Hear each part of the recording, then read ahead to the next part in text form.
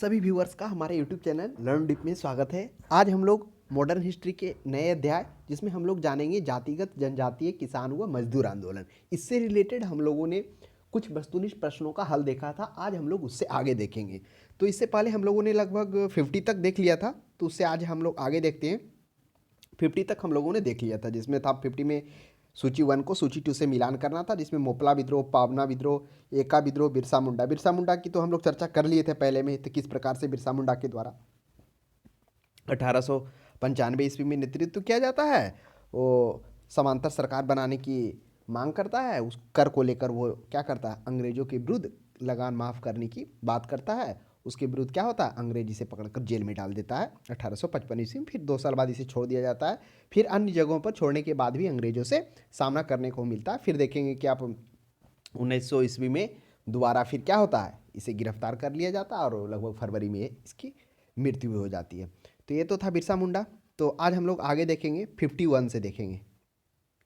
तो 51 में क्या कर रहा है, 51 में कर रहा है कि बी आर अम्बेडकर ने किन किन संस्थाओं की स्थापना की। तो पहले हम लोग जान जाते हैं कि बी आर अम्बेडकर कौन थे, इन्होंने और क्या क्या काम किए समाज के लिए तथा देश के लिए। आपको पता होगा बी आर अम्बेडकर जब हमारा भारत स्वतंत्र हुआ उस समय वो कानून मंत्री के पद पर थे। कानून के मतलब हमारे संविधान को बनाने में इनका अहम योगदान होता है, क्योंकि यह आपको मालूम होगा इन्होंने अपने जो कास्ट है उसमें से सर्वोच्च शिक्षा प्राप्त करने वाले उस समय के काल में ये पहले व्यक्ति थे।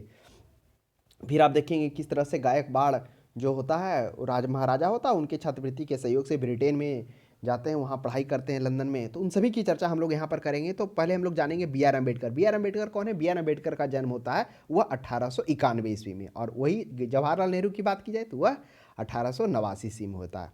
तो इन चीज़ों को ध्यान में रखिएगा। 1891 में 14 अप्रैल 1891 ईस्वी को बी आर अम्बेडकर का जन्म मध्य प्रांत के जो महू होता है, महू एक नगर है, वहीं पे जन्म होता है। इसलिए क्योंकि इनके पिता आर्मी में होते हैं, वह जो आर्मी में होते हैं वह महू छावनी के अंतर्गत में भी होते हैं। तो कभी कभी प्रश्न यह भी देखने को मिल जाता है कि बी आर अम्बेडकर के पिता कहाँ से थे, किस जगह से थे। तो वही महू छावनी मध्य प्रदेश में थे, कार्यरत थे, क्योंकि जो इनके पूर्वज होते हैं वो ब्रिटिश सेना में ही काम कर रहे होते हैं। तो इनके पिताजी भी होते हैं, लास्ट में बोला जाता है इनके पिताजी वहाँ पे काम करते करते सूबेदारी के पद पे भी चले जाते हैं।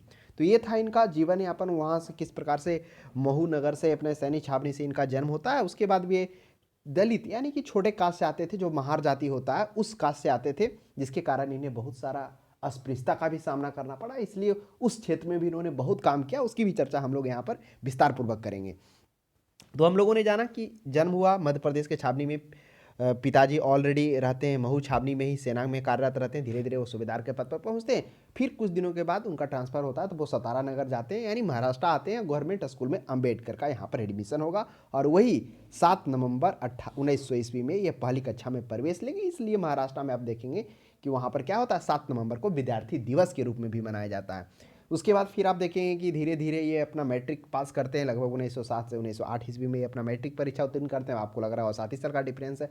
तो ये क्या था, पहले कुछ क्लास हो सकता है वो अपग्रेडेड करके वो आगे गए हों, तो इस तरह से वह 1907 से 8 में मैट्रिक का परीक्षा करते हैं। उसके बाद एल्फिंस्टन कॉलेज में प्रवेश करते हैं। और आपको बता दें एल्फिंस्टन जो कॉलेज होता है उस समय बम्बई विश्वविद्यालय का सबसे मतलब अच्छा कॉलेज में माना जाता था। उस स्तर पर शिक्षा प्राप्त करने वाले उस समय वो अपने समुदाय में पहले व्यक्ति थे।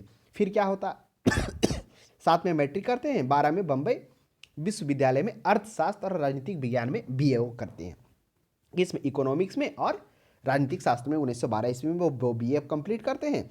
उसके बाद क्या होता वह गायकवाड़ जो होता है, बड़ौदा की राज्य सरकार होता है, उनके साथ वो काम करना स्टार्ट करते हैं। उसके बाद वही 1913 ईस्वी में 22 वर्ष की उम्र में क्या होते हैं, जो बी आर अम्बेडकर होते हैं वो क्या होते हैं, जो बड़ौदा के महाराजा होता है उन्हीं के द्वारा एक स्थापित क्या होता है, एक क्या छात्रवृत्ति होता है जो प्रदान करता है। तो वही जो गायकवाड़ होते हैं बड़ौदा के, बोलिए बड़ौदा के महाराजा बोलिए, उन्हीं द्वारा स्थापित एक छात्रवृत्ति के सहयोग से वो कहाँ जाते हैं, वह जाएंगे अब लंदन। तो वही न्यूयॉर्क में जाएंगे। न्यूयॉर्क नगर कोलंबिया विश्वविद्यालय में स्नातकोत्तर यानी कि बीए के बाद एमएससी एमए के लिए वो वहाँ पढ़ाई करेंगे। और वह जो उनको छात्रवृत्ति मिलेगा उस समय $11.5 प्रति डॉलर प्रति माह की दर से, वो किनके द्वारा प्रोवाइड किया जाता है, जो उस समय सयाजी राव गायकवाड़ होते हैं, यानी बड़ौदा के महाराजा के द्वारा वो छात्रवृत्ति के सहयोग से वह जाकर कहाँ पढ़ाई करेंगे, वह पढ़ाई करेंगे न्यूयॉर्क में। वहीं जाते हैं 1913 ईस्वी से 16 ईस्वी तक रहते हैं। और आपको मालूम होगा जैसे ही छात्रवृत्ति खत्म हो जाती है 1916 में, 1917 ईस्वी में, तो छात्रवृत्ति के खत्म होने के बाद वो वापस भारत चले आते हैं। और बोला जाता है जब वो पढ़ रहे होते हैं वहाँ, तो आने के क्रम में जो उनका पुस्तक था वो एक जर्मन पनडुब्बी से लाया जा रहा था, लेकिन वो पनडुब्बी उसको डुबा देता, तो उनकी सारी पुस्तक डूब जाती है।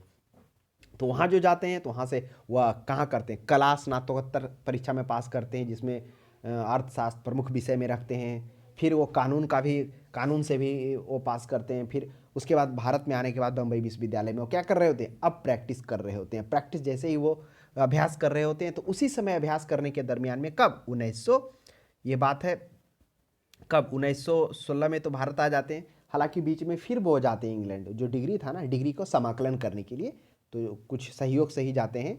तो वहाँ पर समाकलन करके आता है। फिर बम्बई उच्च न्यायालय में वो पर अभ्यास कर रहे होते हैं। तो जब अभ्यास कर रहे हैं तो वहीं पर क्या होता है, वह दलितों के लिए क्या करते हैं, दलित वर्ग यानी बहिष्कार हितकारी सभा का स्थापना करते हैं। यानी कहने का मतलब उनका पहला संगठन, जो संगठित केंद्रीय संस्था होता है बहिष्कृत हितकारिणी सभा, जो 1924 ईस्वी में, जिसका उद्देश्य होता है शिक्षा और सामाजिक आर्थिक सुधार को बढ़ावा देना। और किस मुख्य रूप से था, वे सभी दलित वर्ग के लिए, दबे हुए वर्गों के लिए। और उसी समय जब क्या होता, बहिष्कारी हितकारी सभा जो पहला उनका संगठित केंद्रीय संस्था होता, और उसके बाद फिर कुछ पत्रिकाओं का भी वो प्रकाशन करते। उन पत्रिकाओं में कौन कौन सा हो जाएगा, जिसमें आप देखेंगे बहिष्कृत भारत, मूल नायक, ये सभी, और समता जनता, ये सभी पत्रिकाओं का भी वो शुरुआत करते हैं, ताकि क्या कर सके, सामाजिक आर्थिक में सुधार लाया जा सके। तो वह भी प्रश्न मिलता है।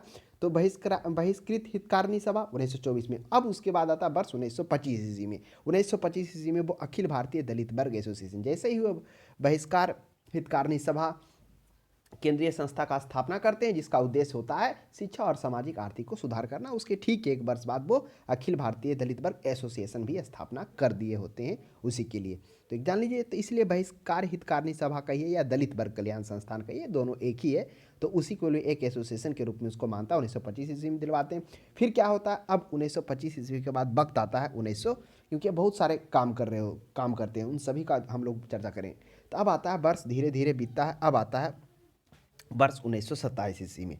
अब 1927 ईस्वी में क्या होता है, अब 1927 ईस्वी में क्या होता, पहले जो अछूत थे, दलित वर्ग के थे, उनको सभी जगह पानी पीने की स्वतंत्रता नहीं थी, सभी जगह ठहरने की नहीं था, उच्च जाति के पास में नहीं रुक सकते, ये सभी बहुत तरह की क्या थी, कुर्तियाँ व्याप्त थी। तो उसको लेकर क्या करते हैं, 1927 ईस्वी में जो होते हैं बी आर अम्बेडकर होते हैं, जो बम्बई विधानसभा के गैर ब्राह्मण दल के नेता इसके बोले होते हैं, उन्हीं के संपर्क स्थापित करते हैं। और संपर्क स्थापित करने के बाद इसके बोले से उन्होंने दलितों के लिए और जो अछूत जाति थे उनके लिए सभी कुएं और जलाशय का उपयोग करने के लिए क्या किया गया, वह आदेश जारी किया गया। यानी उनसे क्या करते हैं, छूट दिलवा लेते, अनुमति प्राप्त कर लेते। अब अनुमति प्राप्त करने के बाद अब क्या होते थे, जो भी दलित होते थे या जो भी छोटे वर्ग होते थे, तो उन सभी को क्या हो जाएगा, सार्वजनिक रूप से सभी जगह पानी पीने का आज़ादी मिलेगा। ये इसको मिलने के बाद 1927 ईस्वी के दिन एक सत्याग्रह का आयोजन होता है, जिसमें प्रसिद्ध महान जो मावाड़ी जो बावड़ी में होता है, जो अछूतों के प्रवेश को लेकर एक थोड़ा सा क्या होता है, जब ऐसा छूट मिलता है तो एक मंदिर में प्रवेश के लेकर अफवाह फैल जाता है। और जो स्वर्ण जाति के, स्वर्ण मने हो गया जो ऊंचे जाति के लोग थे, इसका विरोध करते हैं। तो इसमें थोड़ा झड़प भी देखने को मिल जाता है, जिसमें स्वयं बी आर अम्बेडकर को पुलिस थाने में शरण लेना पड़ता है। तो इस तरह से इस घटना को जो 1927 ईस्वी में होता है, जो बी आर अम्बेडकर जलाशयों को लेकर, पीने के पानी को लेकर, कुओं को लेकर, जो सभी के लिए सार्वजनिक अनुमति प्राप्त किए थे, जो दिलवाए थे, तो उसी को क्या कहते हैं, बावड़ी सत्याग्रह। महार बावड़ी सत्याग्रह, क्योंकि जो प्रसिद्ध महान बावड़ी में क्या था, अछूतों ने प्रवेश किया, वह एक मंदिर था, तो प्रवेश कर जाता, जिससे उस जाति के लोगों में एक आक्रोश उत्पन्न होता, थोड़ा झड़प देखने को मिल जाता। तो इसलिए 1927 ईस्वी में महार बावड़ी सत्याग्रह के रूप में भी जाना जाता। उसके बाद वर्ष आता 1928 ईस्वी में। अब 1928 में क्या होता, तो 1927 के बाद में आप एक बात और ध्यान में रखेंगे कि जो महाराष्ट्र में होता है, एक और होता है महार बतन सभा, यानी बंधुआ मजदूरी होता है। यानी वहाँ पर बंधुआ मजदूरी क्या था कि बहुत कम पैसों के लिए वहाँ के लोगों को, दलित वर्ग के अछूत लोगों को काम बंधुआ की तरह करवाया जाता था, जिसको लेके क्या होते हैं, बी आर अम्बेडकर जो वहाँ की सरकार होती है, वहाँ से बार बार प्रयास कर रहे होते हैं, अन्यथा एक बार तो वहाँ तक कि वो विधानसभा में भी पेश किए होते हैं, लेकिन फिर वो सब वापस ले लिए होते हैं। तो बार बार उनके प्रयास से सरकारों के वो यहाँ तक बोलते हैं कि अगर आप इस पर सही डिसीजन नहीं लेंगे तो कानूनी रूप से हम इसको लड़ेंगे। फिर धीरे धीरे प्रयास से क्या होता है, इस प्रथा, कौन सा प्रथा, जो हम अभी चर्चा किए, महार वतन प्रथा, एक महार बावड़ी सत्याग्रह था जो हम लोगों ने देखा किस तरह से, कब 1927 ईस्वी में एस के बोले के जो गैर ब्राह्मणवादी थे उसके नेतृत्व से सभी के लिए कुएं और जलाशय में सभी को पानी पीने के लिए, जल का उपयोग करने के लिए क्या किए, वह जो था मतलब ये अनुमति प्राप्त कर लिए। उसको लेकर क्या होता है कि एक बावड़ी मंदिर होता है, महान बावड़ी मंदिर, उसमें प्रवेश हो जाता है अछूतों का, मतलब अछूत कहिए तो जिसको लेके थोड़ा स्वर्ण में और दलितों में झड़प हो जाता है, वो एक सत्याग्रह होता है। उसके बाद फिर क्या होता है, हम लोगों ने देखा कि महार वतन प्रथा होता है जिसमें बंधुआ मजदूरी, छोटे से पैसे को रकम के लिए उन्हें बंधुआ की तरह बांध कर काम करवाया जाता था, जो कि काफ़ी ही दुखदनीय कष्टदायक था। इसको लेकर उन्होंने क्या किया, सरकार से मांग किया, और सरकार से बार बार कहने के बाद इस समस्या का समुचित उचित समाधान निकलता और फिर धीरे धीरे वह क्या होता है, यह महार वतन प्रथा का अंत हो जाता है। तो ये महार वतन प्रथा अब 1928 ईस्वी में क्या होता है, एक और होता है, एक पार्वती मंदिर होता है ना। देखिए हम सभी कर रहे हैं, यहाँ पर तो ऑप्शन कम है क्योंकि वो प्रश्न सबसे पूछे जाते हैं। तो एक पार्वती मंदिर होता है, हालांकि बोला जाता है कि यह घटना जो पार्वती मंदिर में प्रवेश को लेकर होता है, इसमें जो होते हैं मतलब जो बी आर अम्बेडकर होते हैं उनकी भूमिका सीमित ही रहती है, ज़्यादा नहीं होती है। हाँ, वो कहीं ज़्यादा का होता है, जो पार्वती सत्याग्रह के समिति के जो अध्यक्ष होते हैं ना, उनको थोड़ा इसमें होता है। तो ये होता है पार्वती मंदिर सत्याग्रह, वह 1928 में। फिर होता है कालराम मंदिर, हाँ इसमें उनका पूर्ण सहयोग रहता है। वह जो होता है कालराम, वह कब होगा, वह होगा वर्ष 1930 ईस्वी में होगा कालराम मंदिर सत्याग्रह। यह कालराम मंदिर सत्याग्रह क्या था, यह कालराम मंदिर सत्याग्रह में क्या होता है, इसमें भी क्या होता है, जो उच्च जाति के लोग होते हैं उनको तो जन्म से ही मंदिरों में पूजा करने का, पाठ करने का ये अधिकार होता है, उनके बच्चों तक भी होता है, लेकिन जो दलित होता है उनको यह नहीं मिलता। तब क्या हो जाता है, मतलब एक दिन वह यह मतलब वह दिन होता है कब, ये 2 मार्च होता है, हाँ 2 मार्च 1930 ईस्वी को, 2 मार्च 1930 ईस्वी को बी आर अम्बेडकर की अध्यक्षता में क्या किया जाता है, एक आंदोलन किया जाता है, यानी एक सभा बुलाया जाता है। उस सभा की अध्यक्षता बी आर अम्बेडकर कर रहे थे, जिसमें यह निर्णय लिया जाता है कि अहिंसा के मार्ग पर रहते हुए एक सत्याग्रह करना। इस सत्याग्रह में एक जो दलित वर्ग हैं, जो नीच कास्ट, उनको भी मंदिर में प्रवेश करने का अधिकार मिले, पूजा पाठ करने, इसी को लेकर होता है। 3 मार्च से यह सत्याग्रह स्टार्ट होता है। पूरी तरह से महात्मा गांधी पर आधारित क्या था, अहिंसा पर था।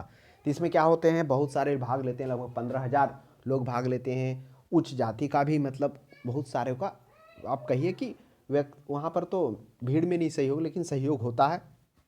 फिर वो धीरे धीरे क्या होते हैं, 4 टुकड़ियों में वहाँ पर बनाया जाता है। मंदिर पर जब ये बात पता चल जाता है तो मंदिर के जो ट्रस्ट होते हैं वहाँ पर पुलिसों को और मंदिरों में थोड़ा सा क्या कहता है, व्यवस्था को टाइट कर दिया जाता है। उसके बाद ये क्या होते हैं, एक जुलूस की तरह निकलते हैं और उस सत्याग्रह में यानी प्रवेश करने के लिए यह क्या करते, एक आंदोलन करते हैं। और इस आंदोलन में स्वर्णों के द्वारा होता है, जो इन पर काफ़ी अत्याचार भी किया जाता है, लेकिन जो ये होते हैं दलित होते हैं वो उन पर अत्याचार नहीं करते, क्योंकि यह पूरी तरह से कहा गया था, बी आर अम्बेडकर के नेतृत्व में था और अहिंसावादी था।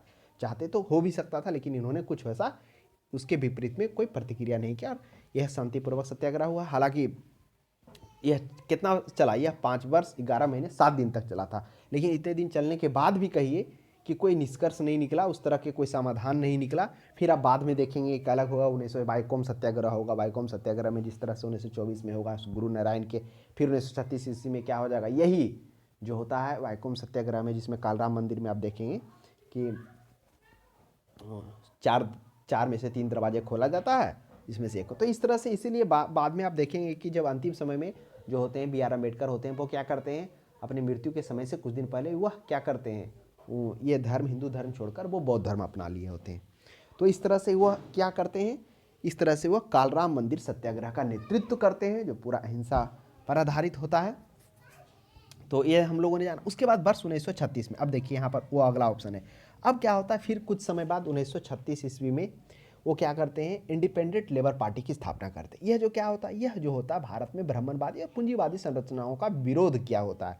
यानी जो ब्राह्मणवादी और जो पूंजीवादी हैं उनके विरोध का विरोध को लेकर इसका स्थापना करते हैं, जाकि भारतीय वर्ग, जो भारतीय मजदूर वर्ग है, उनका समर्थन किया जा सके। हालांकि जब ये क्या करते हैं, इंडिपेंडेंट लेबर पार्टी बनाते हैं, तो कम्युनिस्ट पार्टी इसका विरोध करता है, इससे क्या हो जाएगा, मजदूरों में विभाजन हो जाएगा। तब ये तर्क देते हैं बी आर अम्बेडकर कि जो है कम्युनिस्ट पार्टी वह मजदूरों के अधिकारों के लिए काम कर रही है, लेकिन हम जो काम कर रहे हैं, जो हमारा जो है इंडिपेंडेंट लेबर पार्टी है, वो दलित मजदूरों के मानवाधिकार के लिए।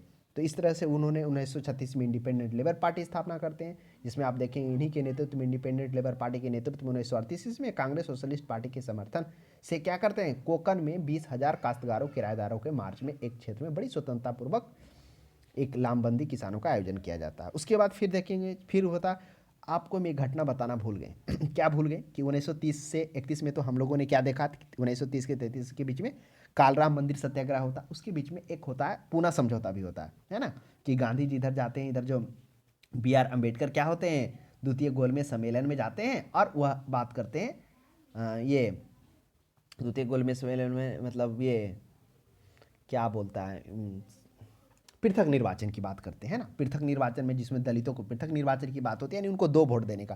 तो वही क्या होता है, आप ये देखेंगे कि 16 अगस्त 1932 ईस्वी को रैमजे मैकडोनाल्ड के नेतृत्व में क्या होता है, 11 समुदायों के लिए पृथक निर्वाचन की बात की जाती है, जिसमें दलितों के लिए भी किया जाता है, जिसका गांधी जी विरोध करते हैं, जिसमें दलितों को दो वोट दिया गया था, एक स्वयं को चुनने के लिए, एक सामान्य जाति को चुनने के लिए, जिससे लेकर विरोध करते गांधी जी, कहते कहते इससे दलितों को और समाज से दूर हो जाएगा, और भी उसको अलग मतलब हो जाएगा, समाज से दूर होने के बाद उसकी और भी मतलब अस्पृश्यता का सामना करना पड़ेगा, इसके लिए गांधी जी विरोध करते हैं, वो यरवदा जेल में उस समय होते हैं। फिर अब देखेंगे डॉक्टर राजेंद्र प्रसाद मदन मोहन मालवीय के कहने पर वो अनशन पर चले जाते हैं, और उन दोनों के कहने पर कौन, डॉक्टर राजेंद्र प्रसाद मदन मोहन अनशन को तोड़ते हैं। फिर गांधी जी और अम्बेडकर के बीच में एक समझौता जो पूना पैक्ट के नाम से आना, पूना इसलिए क्योंकि पूना के यरवदा जेल में थे उस समय गांधी जी, और उसी समय अनशन स्टार्ट करते हैं। उनका कहना था कि जो दो वोट दिया गया इसे वापस लिया जाए, इससे अछूतों को और भी समाज से दूर हो जाएगा। तो ठीक है, वापस हो जाता है, लेकिन फिर वो आरक्षित सीट जो था 71 उसको बढ़ाकर 141 किया जाता है। तो ये था। फिर अनुसूचित जाति, फिर आप देखेंगे तो इंडिपेंडेंट लेबर पार्टी हम लोगों ने समझा ही समझा। फिर SCF जानेंगे, शेड्यूल्ड कास्ट फेडरेशन जानेंगे, अनुसूचित जाति संघ। ये क्या होता है, ये अनुसूचित जाति संघ की स्थापना वह 1942 ईस्वी में करते हैं, है ना। तो इन चीज़ों को ध्यान में देना होगा। अनुसूचित जातीय संघ 1942 में करते हैं, और उसी समय भारत छोड़ो आंदोलन भी 1942 में चल रहा होता है। तो इन चीज़ों को ध्यान में रखेंगे। तो फिर भी ये जो अनुसूचित जाति संघ था, ये है जो मतलब अम्बेडकर होते हैं, वो दलित समुदायों के अधिकारों के अभियान के लिए चलाते हैं। और फिर बाद में आप देखेंगे कि जब वो मतलब मरने से कुछ वक्त पहले, हालांकि उनको ऐसा नहीं था कि वो एक उस समय डेथ हो जाएगी उनकी, तो क्या होगा कि 30 दिसंबर 1956 को अम्बेडकर अनुसूचित जाति संघ को खारिज कर देते हैं, बंद करके रिपब्लिकन पार्टी ऑफ इंडिया की स्थापना की घोषणा करते हैं। हालांकि गठन से पहले ही उनका 6 दिसंबर 1956 को मृत्यु हो जाता। तो ये था, हम लोगों ने B.R. अम्बेडकर के बारे में जाना, किस तरह से वो क्या करते हैं, बहिष्कृत हितकारिणी सभा का स्थापना करते हैं। बहिष्कृत हितकारिणी सभा के बाद फिर हम देखेंगे किस तरह से कुछ पत्रिकाएँ चलाए जाते हैं क्षुद्र जातियों के लिए, जिसमें उनके उत्थान को लेकर बात होती है, उनमें शिक्षा को लेकर बात होती है। फिर हम देखेंगे महार बावड़ी सत्याग्रह चलाया जाता है, जिसमें कुओं, तालाबों, अछूतों को पानी के अधिकारों को लेकर चलाया जाता है। फिर महार वतन पत्थर चलाया जाता है, जो बंधुओं मजदूरों के लिए चलाया जाता है। फिर पार्वती मंदिर को सत्याग्रह चलता है। फिर कालराम मंदिर का सत्याग्रह, फिर पूना समझौता होता है। उसके बाद फिर और भी बहुत सारी चीज़ होती है। फिर आप देखेंगे कि 1939 ईस्वी में 1942 से पहले एक घटना और होता है, क्योंकि 36 के बाद 39 में होता है, जिसमें मुक्ति सभा बनाया जाता है। किसके द्वारा, मोहम्मद अली जिन्ना के द्वारा। ये मुक्ति सभा क्यों होता है, याद करिए, वह 1900, उसका संबंध जो है ना, वो है 1937 में। 1937 में पहली बार प्रांतीय चुनाव होता, और उस प्रांतीय 11 प्रांतों में चुनाव होता है। 11 प्रांतों में आपको ये पता होगा कि इसमें कांग्रेस का दबदबा रहता है। लगभग 8 क्षेत्रों में वो सरकार बनाती, 7 में तो पूर्ण बहुमत होता है, और बाकी 2 क्षेत्र जो मुस्लिम बहुल क्षेत्र थे, जिसमें बंगाल और पंजाब, इन दोनों में मुस्लिम बहुलता होने के बाद भी कांग्रेस को इसमें, ये मुस्लिम लीग को इसमें नहीं मिलता सरकार बनाने के लिए, है ना। तो इसी को लेकर ना वो अंदर अंदर उदास होता है कांग्रेस पार्टी को लेकर, है ना, क्योंकि उसकी जो क्या था, दबदबा था, वो नहीं हो पाया। जो वह चाह रहा था कि हमारा रहे उच्च वर्चस्व, वो नहीं हो पाया। तो इसके कारण वो क्या था, मनमुटाव था कांग्रेस से, और वो इंटरनली अंदर ही अंदर वो क्या चाह रहा था कि ब्रिटिश सरकार का सहयोग कर वह उस क्या कर सके, अपने पक्ष में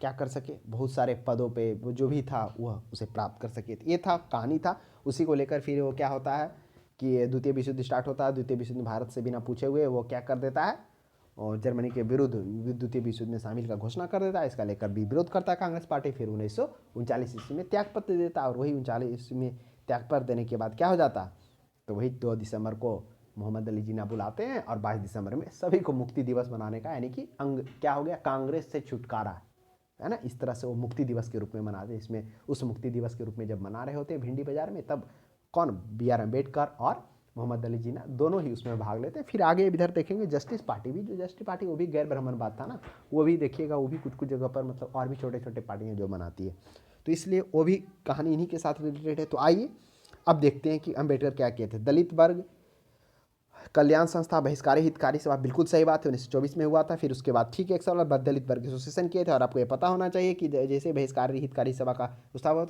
जब स्थापना किए थे तो क्या था, मुख्य नायक था और बहिष्कारणी था, और क्या था, जनता, ये सभी क्या था, वो उनके द्वारा अखबार भी निकाला गया था। तो इनको भी आपको ध्यान में रखना है, क्योंकि प्रश्न ये भी पूछ दिया जाता है। कौन कौन, मुख्य नायक, बहिष्कृत भारत जो मराठी पाच का था, ये सभी क्या किया गया था, इन्हीं के द्वारा चला गया था। उसके बाद फिर हम लोगों ने देखा था दो और, ये तो 36 से बाद का घटना। तो इंडिपेंडेंट लेबर पार्टी 1936 में, बिल्कुल सही बात है, इंडिपेंडेंट लेबर पार्टी जिसका कम्युनिस्ट पार्टी विरोध करता है, वो कहता है कि ये दलितों का इससे विभाजन हो जाएगा। लेकिन फिर वो तर्क देते हैं, क्या तर्क देते हैं कि जो कम्युनिस्ट पार्टी है वो सिर्फ वो क्या कर रही है, मजदूरों के अधिकारों के लिए काम कर रही है, लेकिन यह जो जो क्या है इंडिपेंडेंट लेबर पार्टी है वो मजदूरों के मानवाधिकारों के लिए है। तो उसके बाद अनुसूचित जाति संघ 1942 ईस्वी में करते हैं, अनुसूचित जाति संघ की स्थापना करते हैं, दलित समुदाय के अधिकारों के अभियान को चलाने के लिए करते हैं। फिर आप देखेंगे किस तरह से 1956 ईस्वी में इसका खारिज करके क्या करता है, रिपब्लिकन पार्टी ऑफ इंडिया की स्थापना की बात की जाती है। तो ये 1 2 3 4 सभी हो जाएगा। कौन सा ऑप्शन में है, ऑप्शन नंबर डी हो जाएगा। चलिए नेक्स्ट में आते हैं, भील सेवा मंडल की स्थापना किसने की थी। यह भी काफ़ी अच्छा प्रश्न है। देखिए भील सेवा मंडल की जो स्थापना है वह कौन करते हैं, वह करते हैं अमृतलाल विठलदास। अब आपको लग रहा है ये अमृतलाल विठलदास कौन थे। देखिए जो अमृतलाल विठलदास थे, उन्होंने जो भील जनजाति है उसको लेके इन्होंने काफ़ी मतलब एक तरह से अहम भूमिका निभाई। ये मुख्य रूप से क्या चाहते थे, भील लोगों का उत्थान चाहते थे, भील लोगों को मतलब ये बोली उत्थान के साथ साथ उससे विकास चाहते थे। तो उन्होंने जो थे कौन, अमृतलाल विठल भाई लोग ने क्या किया, भीलों के शिक्षित करने के लिए और उनकी सभ्यता को विकास करने के लिए वह एक क्या किए, उसे कल्याण मतलब उसके कल्याण करने के लिए हर संभव प्रयास, मदद करने का प्रयास किया। उसने क्या किया, 1 दर्जन ऐसे युवकों का मंडल तैयार किया जो क्या कर सके, करीब 3 सालों तक रहकर आदिवासी इलाकों में रहकर भीलों का कल्याण कर सके। उसके लिए जो विठल बाबा ने थे, ये अमृतलाल विठलदास जो थे, वो क्या किए, इन युवाओं द्वारा किए जाने वाले कार्यों को सूची बनाया तथा भील बच्चों को पढ़ाई, खेतीबाड़ी और क्या किए, कम सुधारने में मतलब जो काम है उसको सुधारने में उन्होंने मदद के लिए सूदखोरों के जो मकड़ जाल से भीलों को बाहर निकाला जा सके, उन निकालने में मदद करना, सरकारी जो मुजरिमों के शोषण से बचने के लिए कार्य शामिल थे। इस सभी को वो शामिल किए कि कैसे उसको क्या कर सके, खेतीबाड़ी कर सके, कैसे वो जो है अंग्रेजों के शोषण है जो उससे बच सके, उसमें शिक्षा का विकास हो, इसको लेकर वो बयान करते हैं। और बाप जो होते हैं ये अमृतलाल विठलदास है ना, तो ये क्या करते हैं, ये देख उसके बाद वो अपना खुद मतलब जो जहाँ जहाँ वो भील सेवा मंडल को जो स्थापना करते होते हैं, तो ये बात आप ध्यान में रखिएगा, भील सेवा मंडल की जो स्थापना मुख्य रूप से भील समाज के उत्थान के लिए किसके द्वारा, अमृतलाल विठलदास के द्वारा किया जाता है। भीलों के आर्थिक मदद के लिए उन्होंने ऋण वाली समितियों का भी गठन किया, छोटे उद्योग धंधे और कताई बुनाई कामकाज चलाने के लिए व्यवस्था भी प्राप्त किया। गुजरात के दाहोद में 1922 में भील सेवा मंडल का स्थापना किए थे। तो ध्यान में रखना है 1922 ईस्वी में कहाँ, दाहोद है जो गुजरात में, वहाँ पर भील सेवा मंडल स्थापना किए थे। केंद्र वही दाहोद में वो बनाए थे। तो हो सकता है ये भी पूछ दिया जाए भील सेवा मंडल का केंद्र कहाँ था, गुजरात में, तो गुजरात के दाहोद में था। किस तरह से उन्होंने, हम लोगों ने देखा कि उनके उत्थान के लिए मेन उद्देश्य वही था उनको कि उसको क्या करना, उत्थान करना, ताकि अंग्रेजों के शोषण से बचा जा सके, जमींदारों के शोषण से बचा जा सके तथा बच्चों को पढ़ाई मतलब उनके पढ़ाई को जागरूक किया जा सके, खेती बाड़ी को का काम सुधारने में उसको मदद मिल सके। इन सभी को समस्याओं को समझते हुए खुद वो जितने जगह होते थे, खुद वो स्वयं क्या करते थे, वो केंद्रों पर जाते थे और उसका अध्ययन करते थे और उस पर मंथन करते थे, जो भी समस्याएं होते थे उसको समझते थे और दूर करने का विचार करते थे। केंद्रों पर सेवा के दौरान अगर बोला जाता था, जब अमृतलाल विठलदास जब वो केंद्रों का क्या करते थे, जब दौरा करते थे, तो अगर उन 2 चीज़ का बहुत ख्याल रखते थे, एक समय का और दूसरा सफाई का। अगर कोई कागज़ का टुकड़ा भी वहाँ पड़ा हुआ रहता था तो स्वयं उठाकर वो कूड़ेदान में डालते थे। तो ये थे अमृतलाल विठलदास, तो आप ध्यान में रखिएगा।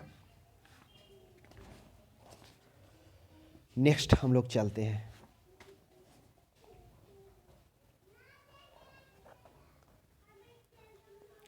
नेक्स्ट है अस्पृश्यता अपराध अधिनियम कब पारित हुआ। यह भी काफ़ी अच्छा प्रश्न है।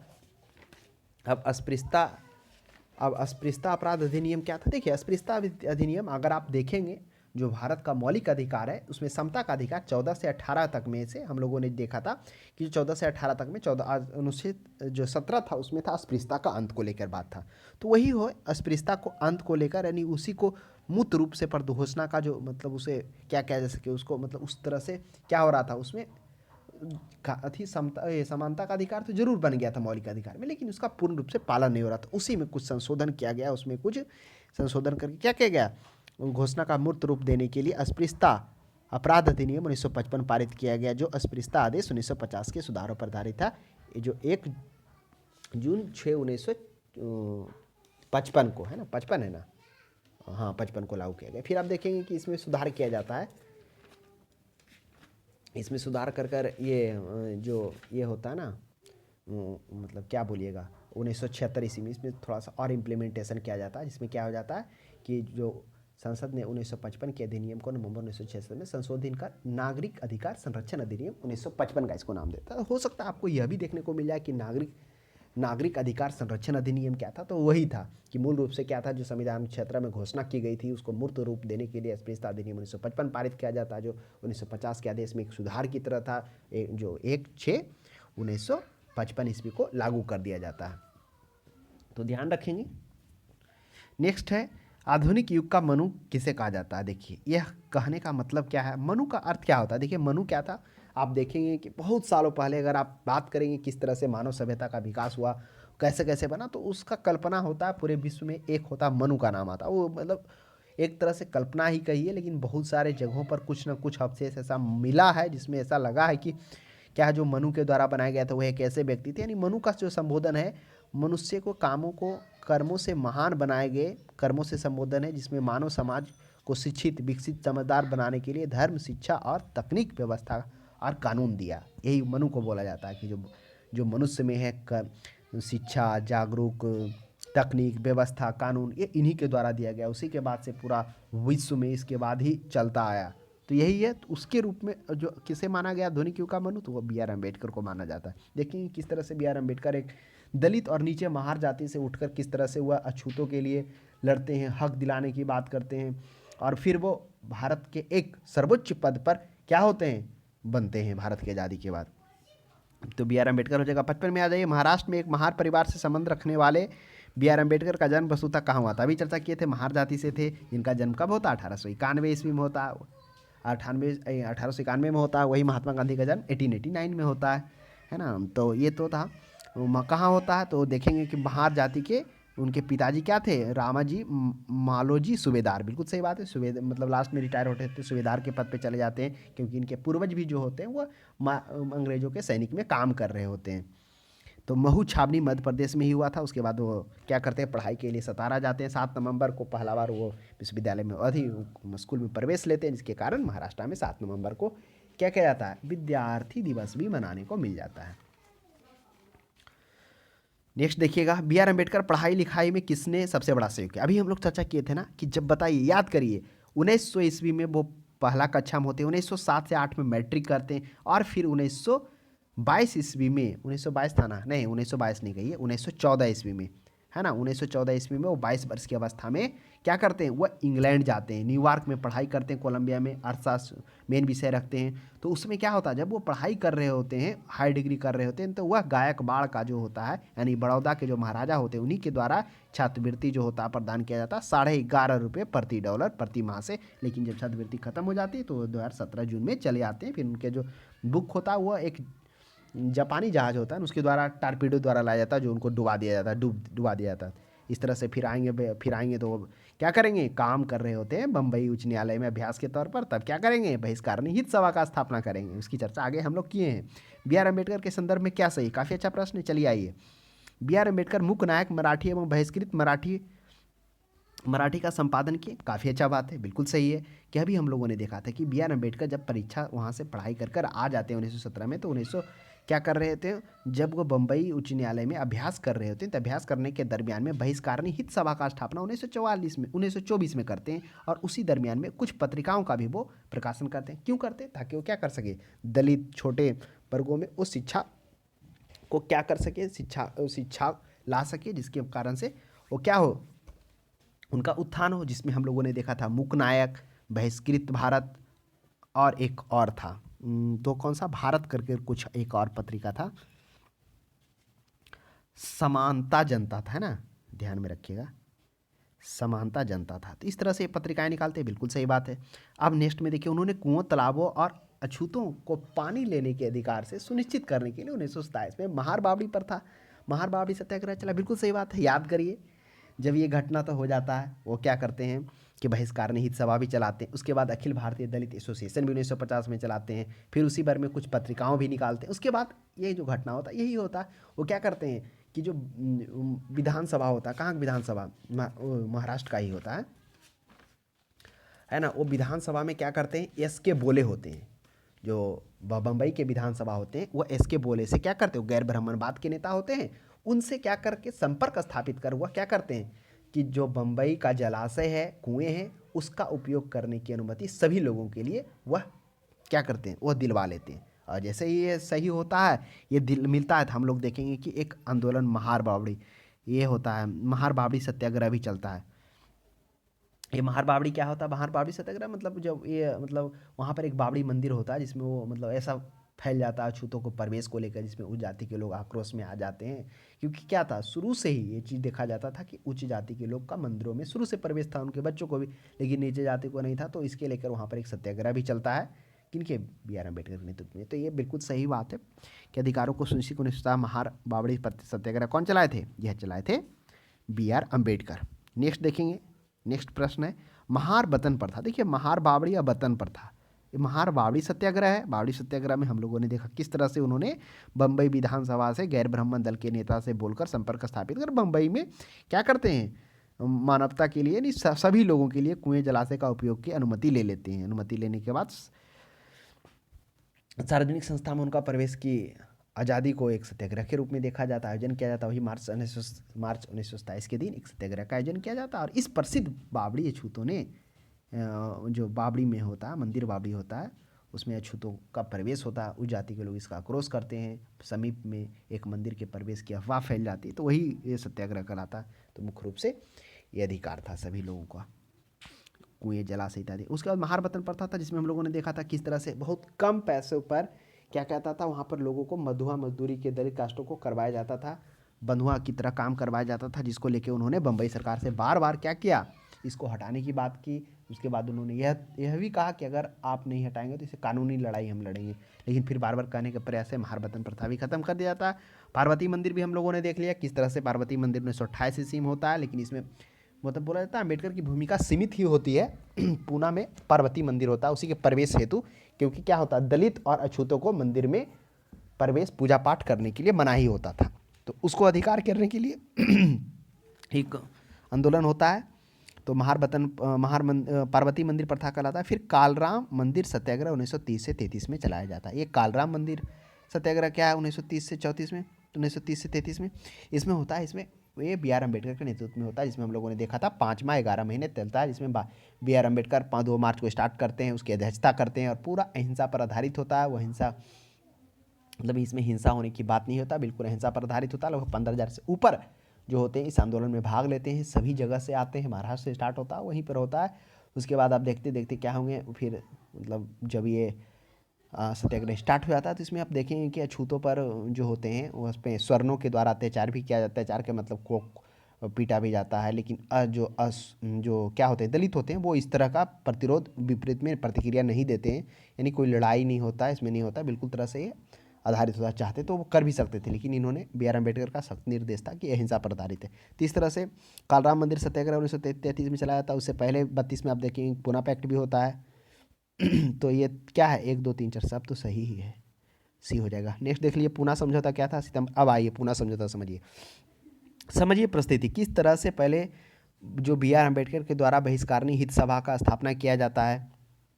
उसके बाद क्या होता है, उसके बाद उनके द्वारा पत्रिका मुकनायक बहिष्कृत भारत ये सभी निकाला जाता है। उसके बाद फिर हम लोगों ने देखा कि महार बावड़ी सत्याग्रह 1927 में, जिसमें थे कुआं तालाबों से अछूतों को पानी पीने की छूट दिया लाया जाता है। उसके बाद फिर महार वतन प्रथा किया जाता है। अब क्या होता है, पार्वती मंदिर, फिर कालराम मंदिर सत्याग्रह होता है। फिर इसी के समय में जब क्या होता है, द्वितीय गोलमेज सम्मेलन में भाग लेने के लिए अम्बेडकर जाते हैं। अब भाग लेने के बाद वो जाते हैं तो वहाँ पर प्रतिनिधित्व करते हैं किसका, यानी दलित वर्ग के 2 वोटों का अधिकार की मांग करते हैं। फिर जैसे ही ये बात वहाँ पर करते हैं, उसके बाद देखेंगे कि 16 अगस्त 1932 ईस्वी को 1932 रेमजे मोगनाल, ये लेकर क्यों आता है रेमजे मोगनाल, क्योंकि जब वह द्वितीय गोलमेज सम्मेलन का बी आर अम्बेडकर नेतृत्व कर रहे होते हैं ना, मतलब वहाँ गए हुए होते, भाग लेते हैं, तो ये बात को उठाते हैं, वो मांग करते हैं कि दलितों को 2 वोट होना चाहिए। एक वोट दलित अपना प्रतिनिधित्व चुनेंगे और दूसरा वोट से वो सामान्य वर्ग को चुनेंगे। अब क्या होता है, रेमजे मोगनाल 1932 में घोषणा करता है। घोषणा को सुनते ही गांधी जी इसका विरोध करते हैं कि अगर इस तरह से उनको 2 वोट दिया जाएगा तो वह क्या हो जाएंगे, और भी दूर हो जाएंगे समाज से, तो इसलिए उनको 2 वोट का अधिकार नहीं दिया जाए, उनको उस समाज से अलग नहीं किया जाए, नहीं तो उनकी स्थिति और ख़राब हो जाएगी। तो उन्होंने बोला कि ये गलत, मतलब उस पर लेकर वो अनशन पर बैठ गए, वही बैठ जाते हैं अनशन पर 20 सितंबर 1932 ईस्वी को। और वो उस समय जो अनशन पर रहते हैं, तो उस समय वो अनशन जब करना स्टार्ट करते हैं तो वो जेल में होते हैं गांधी जी। कौन? एरबदा जेल में। अब वो जेल क्यों गए होते हैं आप याद करिए। द्वितीय गोलमेज सम्मेलन से जब आते हैं तो गांधी जी संतुष्ट नहीं थे, वो पुनः 28 दिसंबर 1931 को असहयोग आंदोलन को स्टार्ट कर दे। असहयोग नहीं कहिए, सविनय अवज्ञा आंदोलन को, है ना। तो सविनय अवज्ञा आंदोलन को फिर से वो स्टार्ट कर दिए होते हैं, तो उसी को लेकर वो जेल चले जाते हैं, वो जेल में ही उस वक्त रहते हैं। तब अब क्या होता है, दोनों के बीच में बी आर अम्बेडकर और गांधी जी के बीच में समझौता होता है। अब जो बी आर अम्बेडकर इसको मांग कर रहे थे, इसको वापस ले लेते हैं कि ठीक है, अब 2 वोट नहीं होगा, 1 ही होगा। हाँ, ये बात करते हैं कि उसमें जो आरक्षित सीटों की संख्या है वो बढ़ाकर ज़्यादा कर दिया, तो वही 71 से बढ़ाकर 141 कर दिया था। और समझौता वो मदन मोहन मालवीय और पंडित जवाहरलाल नेहरू गांधी जी को जाकर, मतलब बीच में वही मध्यस्थता करते हैं। तो इस तरह से ये पूना पैक्ट हो गया। तो हम लोगों ने समझ लिया पूना पैक्ट क्या था। तो बी आर अम्बेडकर गांधी जी के बीच और बी आर अम्बेडकर के बीच में हुआ था। नेक्स्ट आ जाइए 59 में आ जाइए, बी आर अम्बेडकर मोहम्मद अली जिन्ना। चलिए, बी आर अम्बेडकर के संबंध में क्या सही है। ऑप्शन है, मोहम्मद अली जिन्ना ने 22 दिसंबर 1939 में मुक्ति दिवस मनाया। बिल्कुल सही बात है, जिसमें बी आर अम्बेडकर भी शामिल थे। बिल्कुल, अब चर्चा देखिए हम लोग किए थे इसका बी आर अम्बेडकर में। याद करिए कब ये गए थे, जब हम लोगों ने जाना था कि क्या होता। आप याद करिए, इसका कनेक्शन है 1937 में। 1937 में पहली बार 11 प्रांतों में प्रांतीय चुनाव होता, और उस प्रांतीय चुनाव में 11 में से 8 में कांग्रेस सरकार बनाती, 7 में पूर्ण बहुमत रहता। और 2 बहुल क्षेत्र, बंगाल और पंजाब में जो मुस्लिम बहुल क्षेत्र था, वह उसके होने के बावजूद भी मुस्लिम लीग का वहाँ सरकार नहीं बनता है। हाँ, पूर्ण बहुमत कांग्रेस का भी नहीं आता है, लेकिन क्षेत्रीय पार्टी के सहयोग से उसी का सरकार बनता है, जिसके कारण वो काफ़ी निराश रहता है। मात्र 25% भागीदारी होती है। 25% तो इसको भागीदारी में मात्र 6% होता है, सोचिए। तो इसको लेकर वो क्या होता है, कांग्रेस से नाखुश होता है। उसको ऐसा लगता है कि अब हमारा अधिकार को नहीं मांग सका। तो वह क्या होता है, ये अंग्रेजों की तरफ, यानी ब्रिटिश की तरफ वो अपना मतलब उसके तरफ झुके हुए होते हैं, उनकी बातों को। तो उसी बीच क्या हो जाता है, मतलब उसको लेकर बात ब्रिटिशों की तरफ वो होते हैं, कौन? मुस्लिम लीग होता है। तो मुस्लिम लीग ब्रिटिश की तरफ, क्योंकि जिन्ना आपको मालूम होगा ना, मुस्लिम लीग का नेतृत्व तो वही कर रहे होते हैं, तो उस तरफ होते हैं। और फिर उसके बाद क्या होता है, द्वितीय विश्व युद्ध स्टार्ट हुआ। द्वितीय विश्व युद्ध स्टार्ट हो जाता है, बिना भारत से पूछे हुए क्या होता है, वह उसकी घोषणा कर देता है कि भारत भी शामिल हो रहा है। तो इसको लेकर कांग्रेस पार्टी काफ़ी नाराज हो जाती है जब यह पता चलता है। तो वह इस बात का विरोध करती है, कहती है कि हम तभी द्वितीय विश्व युद्ध में आपके साथ रहेंगे जब आप हमको मतलब ये बोला जाए कि हमें युद्ध के बाद स्वतंत्रता मिल जाए। तो लेकिन ऐसा होता नहीं है। युद्ध के बाद मतलब इस पर रेमजे मैकडोनाल्ड जो भी होता है वह मुकुर जाता है। तो मुकुर जाता है तो क्या करती है, यह 11 नवंबर 1939 ईस्वी को त्यागपत्र दे देती है। और जैसे यह त्यागपत्र, पूरा कांग्रेस जो जितने भी जगह पर सरकार थी सभी त्यागपत्र दे दिया जाता है। अब त्यागपत्र देने के बाद इधर जिन्ना क्या होता है, इस त्यागपत्र से वो खुश होता है। इसलिए खुश होता है क्योंकि उसको वह इस चीज़ को लेके जब उसकी सरकार नहीं बनी तो काफ़ी वो उदास था। उदास इसलिए था कि वह जो मतलब जो वह विचार किया था, जिसका बहुमत था, उस अनुसार भी उसका क्या हो गया, सरकार नहीं बना। तो इसको लेकर वो क्या होता है, जैसे ये कांग्रेस से, तो इसीलिए मुक्ति दिवस के रूप में मनाता है। तो कांग्रेस की घोषणा कब करेगा, यह घोषणा करेगा, आप देखिएगा 22 दिसंबर को करेगा मुक्ति दिवस के रूप में। हालांकि 2 दिसंबर को ही बोलता है, 22 दिसंबर को मुक्ति दिवस मनाने की बात करती है। इसमें बी आर अम्बेडकर, भिंडी बाजार में बी आर अम्बेडकर, मोहम्मद अली जिन्ना। फिर इधर से देखेंगे कि जस्टिस पार्टी भी रहेगा, रामास्वामी ने, तो वह भी गैर ब्राह्मणवाद रहता है, तो उसमें वो शामिल होते हैं। तो बिल्कुल सही बात है, मोहम्मद अली जिन्ना 22 दिसंबर में मुक्ति दिवस के में अम्बेडकर ने भारत छोड़ो आंदोलन 1942 में महात्मा गांधी करो या मरो का नारा दिया। जो अम्बेडकर ने इस कदम को बेवकूफ़ी का कदम को माना, इस आंदोलन को चलाने के पास राजनीतिक। हाँ, ये बिल्कुल सही बात है। देखिए क्या होता है, ये जो मैकडोनाल्ड डे होता है, उधर जब द्वितीय विश्व युद्ध में ब्रिटेन लिप्त होता है, तो इधर क्या होता है कि आज़ाद हिंद फौज का स्थापना कर दिया जाता है। किनके द्वारा, इनके द्वारा, सुभाष चंद्र बोस के द्वारा। वही 8 अगस्त की रात को गांधी जी द्वारा भारत छोड़ो आंदोलन और करो या मरो का नारा दे दिया जाता है। तो इसी को लेकर ये अम्बेडकर ये कहते हैं कि क्या है, महात्मा गांधी का करो या मरो का नारा बेवकूफ़ी का कदम है, उन्होंने इसी को बोला था। नेक्स्ट देख लिए 13 में, अम्बेडकर नेहरू मंत्रिमंडल में कानून मंत्री बने, किंतु कोड बिल मुद्दे पर नेहरू पटेल में मतभेद क्यों था। अब देखिए यह भी काफ़ी अच्छा प्रश्न है। कारण नेहरू पटेल के मतभेद हो जाने से त्यागपत्र वो दे देते, कौन, वह अम्बेडकर देते। क्यों दे देते, देखिए क्या होता है, जब भारत आज़ाद होता है ना, तो आज़ाद होने के बाद आपको पता होगा कि नए प्रधानमंत्री जवाहरलाल नेहरू चुने जाते हैं। चुने जाने के बाद उसमें कानून मंत्री के रूप में कौन होते हैं, ये डॉक्टर ये स्वयं होते हैं, B.R. अम्बेडकर होते हैं, है ना। तो अब क्या हो जाता है, एक कानून बिल होता है, ये होता है कौन सा, Hindu code bill. Hindu code bill में क्या होता है, इसमें हिंदू कोड बिल में कहा जाता है कि जो भी शादी विवाह, यानी कि जो भी हिंदू लोग होंगे, उनका जो एक तरह का जो नियम होगा, यानी हिंदू संबंधी नियम। अब ये हिंदू संबंधी नियम क्या था, हिंदू कोड बिल था, यानी इसके तहत सभी जो हिंदुओं थे उनके लिए क्या हो, एक नियम संहिता बनाएगी। इसी के तहत विवाह, विरासत जैसे विवादों पर पूरा होना था। इसके तहत हिंदुओं के लिए एक विवाह की व्यवस्था की जानी थी, और क्या था, उसके विरासत का तय किया जाना था। ये मतलब और सभी नियम थे वो लागू किया गया। तो इसको लेके क्या होते हैं, मतलब ये देखिए, ये जो होते हैं तब ये तो दो मत था। एक था जो पटेल का था, मतलब पटेल से कहीं डॉक्टर राजेंद्र प्रसाद, पहले आ जाइए, डॉक्टर राजेंद्र प्रसाद, और इनमें मतभेद हो जाता है। मतभेद इसलिए के होता है कि जो ये जवाहरलाल नेहरू होते हैं वो थोड़ा विकासवादी नेता होते हैं, यानी वो विकास को ज़्यादा महत्व देते हैं, किसके तुलना में, वह इस तरह के धार्मिक समाज ये सब के तुलना में, मतलब धार्मिक जो होता है ना, धार्मिक प्रथा, उसके तुलना में वो विकासवाद के पक्षधर होते हैं जवाहरलाल नेहरू, तो इसको उतना नहीं महत्व देते। लेकिन जब ये बात होता है हिंदू कोड बिल का, तब ये डॉक्टर राजेंद्र प्रसाद इनका कहना होता है, राजेंद्र जी का कहना होता है, डॉक्टर राजेंद्र प्रसाद, कि ये हम लोग को ऐसे फैसला नहीं लेना चाहिए। इसके लिए क्या होना चाहिए, जनमत संग्रह होना चाहिए, यानी लोगों से जनमत के बावजूद भी ये फैसला लेना चाहिए। इन दोनों में थोड़ा मनमुटाव होता है। अब क्या होता है, अब डॉक्टर राजेंद्र प्रसाद इसको लेकर पटेल जी को पास जाते हैं, वो इनको चिट्ठी में लिख कर देते हैं। तो पटेल जी वहाँ पर उस चिट्ठी को जब पढ़ते हैं कि इस तरह का बात है, तो रख लेते हैं, क्योंकि आपको पता होगा कि उधर चुनाव भी आने वाला था ना, 1950 राष्ट्रपति का चुनाव। उधर पटेल जो जवाहरलाल नेहरू थे वो चाहते थे सी राजगोपालाचारी बने, और इधर जो हैं पटेल थे वह चाहते थे डॉक्टर राजेंद्र प्रसाद बने। तो इस तरह से ये थोड़ा हिंदू कोड बिल लेकर थोड़ा मतभेद हुआ। इस मतभेद को लेकर क्या होता, इधर ये कौन, B.R. अम्बेडकर भी इधर क्या होते हैं। अब उस तरह से जब इस तरह से जो नेहरू का देख रहे होते हैं स्थिति कि वो ना ही कोई डिसीजन ले रहे हैं, ना ही कुछ उसमें हो रहा है, तो इस तरह का वो उनके बर्ताव से जो इस तरह से जो कर रहे थे उनको लेकर वो त्यागपत्र दे देते हैं। क्योंकि उसके बाद फिर वो चुनाव था ना लोकसभा का, तो उसको में वो क्या करते हैं, अपना प्रतिनिधिमंडल उतार देते हैं। तो यही था, क्या था, हिंदू कोड बिल में किस कारण वो क्या करते हैं, त्यागपत्र देते हैं, कौन, ये डॉक्टर राजेंद्र प्रसाद।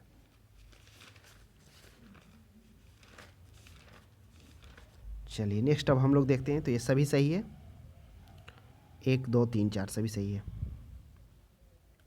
अच्छा, वो एक बात और है ना, 4 में B.R. अम्बेडकर मरने के वर्ष 1900, हमने ये चर्चा किया था ना कि B.R. अम्बेडकर क्या होते हैं, मरने के बाद बौद्ध धर्म अपना लिए होते हैं, है ना।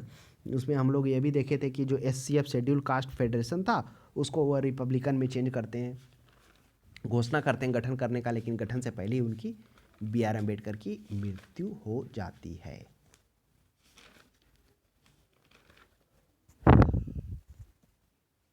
चलिए नेक्स्ट अब हम लोग देखते हैं क्या है। नेक्स्ट में 60 में, निम्नलिखित में से कौन मंदिर प्रवेश आंदोलन निम्न जातियों के प्रवेश की अनुमति दिलाने के लिए नहीं था। बिल्कुल अच्छा बात है। अब बाइकोम सत्याग्रह याद करिए क्या था। बाइकोम सत्याग्रह था, यह था किसके विरुद्ध, गुरु नारायण क्या करते, याद करिए। यह गुरु नारायण के नेतृत्व में ही क्या होता है, 1988 ईस्वी में अरबी पूरम आंदोलन एक होता है ना, 1888 ईस्वी में अरबी पूरम आंदोलन जब वो अरबीपुर जाते हैं तो वहाँ पर भी क्या होता है, अछूतों को लेकर मंदिरों में प्रवेश था। और जो गुरु नारायण होते हैं वो एजावा जाति से होते हैं, छोटे कास्ट से होते हैं। तो वो क्या करते हैं, जैसे वो जाते हैं तो वह नायर जो वहाँ पर नदी होता है उस नदी से एक पत्थर को उठाकर और खुद से वो वहाँ पर स्थापित कर देते हैं एक तरह से मूर्ति, और उसका पूजा करते हैं। जिसके क्या करता, जो ब्राह्मण होते हैं उसका विरोध करते हैं कि कोई गैर ब्राह्मण करता, इस निंदा होता है, इस तरह का विरोध होता है। लेकिन बाद में फिर समर्थन भी मिलता है। उसी में आप देखेंगे कौन, ये पलपू होंगे, कौन, पद्मापन पलपू होंगे, जो सहयोग SNDP की स्थापना करेंगे। है ना, वो जो होते हैं उसमें ब्रिटिश में बायोलॉजी होते हैं, चिकित्सा मद्रास के चिकित्सा अधिकारी होते हैं। तो इस तरह से एसएनडीपी हुआ था। तो ये गुरु नारायण के नेतृत्व में ही किया जाता है। गुरु नारायण एक बार 1924 ईस्वी में क्या होते हैं कि वो जो बायकोम मंदिर होता है ना, उसके रास्ते से गुजर रहे होते हैं। तो एक उच्च जाति के लोग उनको जाने से वहाँ पर मना करता है। फिर देखेंगे गांधी जी का भी इसमें हस्तक्षेप होता है। फिर सत्याग्रह चलता है। फिर सत्याग्रह चलने के बाद फिर आप देखेंगे कि फिर 1936 ईस्वी में घटना होता है, जिसमें जो मंदिरों होता है उसमें प्रवेश करने के लिए वो छूट दिया जाता है। केरल का गुरुवायूर मंदिर, है ना। तो ये था वाइकोम सत्याग्रह। नेक्स्ट देखिए गुजरात का बारदोली सत्याग्रह। तो ये तो था दलितों के जाति के मंदिर प्रवेश के लिए कि बारदोली सत्याग्रह, इसमें नहीं था कोई मंदिर को प्रवेश, लेकिन बारदोली सत्याग्रह कहाँ होता है अब याद करिए। ये सरदार पटेल भी इसमें नेतृत्व करते, गांधी जी भी रहते, लेकिन मुख्य रूप से भूमिका सरदार पटेल का होता है। यह 1928 ईस्वी में होता है। क्या होता है, बारदोली जो गुजरात में, वहाँ पर किसानों से अत्यधिक कर लिया जा रहा होता है। वह जो कर था 22 से 30% कर था, उसी के कर के विरोध में था, लगान नहीं देने के बात में था किया जाता। लेकिन अंग्रेजों तो शुरू में बहुत अत्याचार करता है, लेकिन लास्ट में अंग्रेज को यह मानना पड़ता है, जिसमें जो अधिकारी कौन होते हैं, ये बूमफील्ड, न्यायिक अधिकारी बूमफील्ड और राजस्व अधिकारी मैक्सवेल, इसको गलत ठहराते हैं। और जो 22% से 30% जो बढ़ाया गया था उसे मात्र 6% तक रहने दिया जाता है। तो ये था बारदोली सत्याग्रह। तो यही इसका जवाब हो जाएगा। महाराष्ट्र का कालराम मंदिर सत्याग्रह, अभी हम लोग चर्चा किए महाराष्ट्र का कालराम मंदिर सत्याग्रह बी आर अम्बेडकर के नेतृत्व में कब क्या जाता है, यह मार्च 1930 ईस्वी से स्टार्ट किया जाता है। 2 मार्च इसका नेतृत्व करते, 3 मार्च से हो जाता है। यह हिंसा पर आधारित था, जिसमें 15,000 से अधिक महार जाति लोग, फिर चमार और ये सभी जो जो छोटे कास्ट आते थे, जो दलित वर्ग से आते थे, उन सभी ने भाग लिया। और बोला जाता बाद में मतलब और भी बड़े बड़े लोगों का, बुद्धिजीवियों का भी सहयोग मिलता है। तो ये था कालराम मंदिर था। उसके बाद केरल के गुरुवायूर सत्याग्रह। अब केरल के गुरुवायूर सत्याग्रह क्या था, अब इसे हम लोग देखते हैं। देखिए 1931 से 33 है ना, इसका नेतृत्व कौन, केलप्पन के द्वारा किया था। केलप्पन के द्वारा किया था। तो ध्यान में रखिएगा, केरल में होता है गुरुवायूर मंदिर। तो इसका ये भी होता है दलित और पिछड़ों को मंदिर में प्रवेश करने के लिए गया था। कालराम मंदिर भी तो यही था, दलितों को मंदिर में प्रवेश करने के लिए बी आर अम्बेडकर में। और गुरुवायूर मंदिर केरल में, इसमें जो नेतृत्व करता होते हैं के कलप्पन होते हैं ना, और भी होते हैं, कृष्ण पिल्लई भी होते हैं। तो के कलप्पन मुख्य रूप से होता है। के कलप्पन बाद में आप देखेंगे कि इसमें 31 से स्टार्ट होता है। यह अनशन पर भी बैठ जाते हैं, 12 दिनों का भूख हड़ताल पर बैठ जाते हैं। तो गांधी जी ने इसे आधुनिक समय का चमत्कार बताया था। और मतलब फिर के कलप्पन और जो गोपालन होते हैं, कृष्ण पिल्लई, ये सभी होते हैं मतलब आंदोलन के नेता होते हैं। फिर बाद में फिर जब गांधी जी हस्तक्षेप करते हैं तो वापस ले लिया जाता है। फिर जो जो होता है ना, ये समुद्री मंदिर होता है यहाँ केरल में, वही ट्रस्ट के दूसरे चरण को स्वीकार करने के लिए अनिच्छुक होता है। मतलब वो स्वीकार नहीं करता ट्रस्ट को, इसको प्रवेश करने के लिए। तो उसी के विरुद्ध में के कलप्पन चले जाते हैं भूख हड़ताल पर। तो गांधी जी उनको गलत बताते हैं, बोलते हैं कि आपको इसके लिए पहले क्या करना होता, आपको उनको सूचित करना होगा, उसके बाद जाते। तो गांधी जी इनके कदम को गलत ठहराया था। हालांकि फिर बाद में गांधी जी बातें संघर्ष वापस लेना था। इसमें 70% जो है, मतलब जो उच्च जाति के 77% लोगों का, मतलब सभी जाति के लोगों का इसमें मंदिर प्रवेश का समर्थन मिला था। फिर केरल के विभिन्न हिस्सों के नेता भी इसमें आए थे। इसमें सी राजगोपालाचारी के नेतृत्व में अन्य समिति, भारतीय राष्ट्रीय कांग्रेस जैसे कृष्ण पिल्लई के गोपालन के प्रयास से ही मिलता है। फिर 1936 ईस्वी में आप देखेंगे तो वही जो भी चर्चा किए थे, क्या 1936 के त्रावणकोर के महाराजा और मंदिर में प्रवेश की उद्घोषणा द्वारा दिया गया था। तो वही जो त्रावणकोर का जो होता है, वहाँ पर जो मंदिर होता है, देखिए आपको त्रावणकोर का ऐसे भी थोड़ा सा वहाँ ज़्यादा ये चीज़ को है, प्रवेश को लेकर वर्जित है। तो इसलिए वहाँ पर ये स्वामी विवेकानंद है ना, उसको पागलों का कुछ कहकर संबोधन किए थे, है ना। तो 1936 ईस्वी में खोला जाता है मंदिर का दरवाज़ा, जिसमें 3 ही तरफ खोला जाता है, पूरब का तरफ नहीं खोला जाता, मात्र एक ही बार वहाँ खुलता है दलित जातों के प्रवेश के लिए। तो प्रश्न बनता है, तो ध्यान में रखिएगा। केरल के गुरुवायूर सत्याग्रह हम लोगों ने देख लिया, के कलप्पन के नेतृत्व में, और पिल्लई भी थे। फिर गांधी जी का हस्तक्षेप होता है।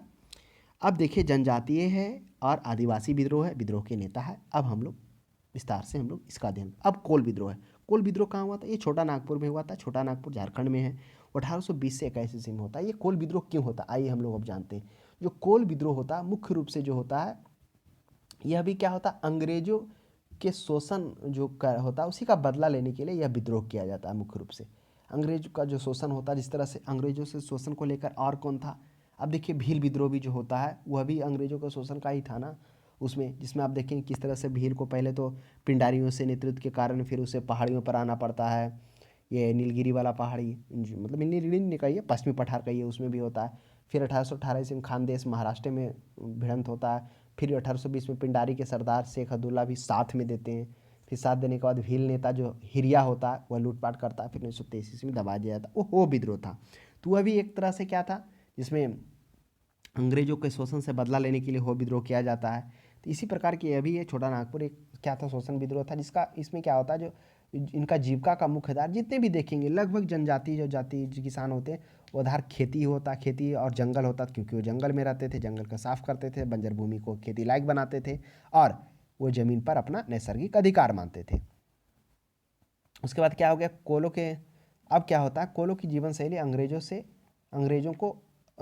के अस्थायी बंदोबस्त के कारण इन क्षेत्रों में नए जमींदार एवं महाजनों का क्या हो गया, एक सबल वर्ग सामने आया। कौन, कोल जाति। मतलब क्या हो गया, मतलब अब एक जमींदार वर्ग और एक तरह से महाजन वर्ग सामने आया, इसके साथ कर्मचारी भी आ गया, है ना। इन सभी का इसमें अब क्या होगा, आगमन होता है। अब इन सभी मिलकर कोल जाति के लोग का शारीरिक और आर्थिक शोषण करना स्टार्ट करते हैं, है ना।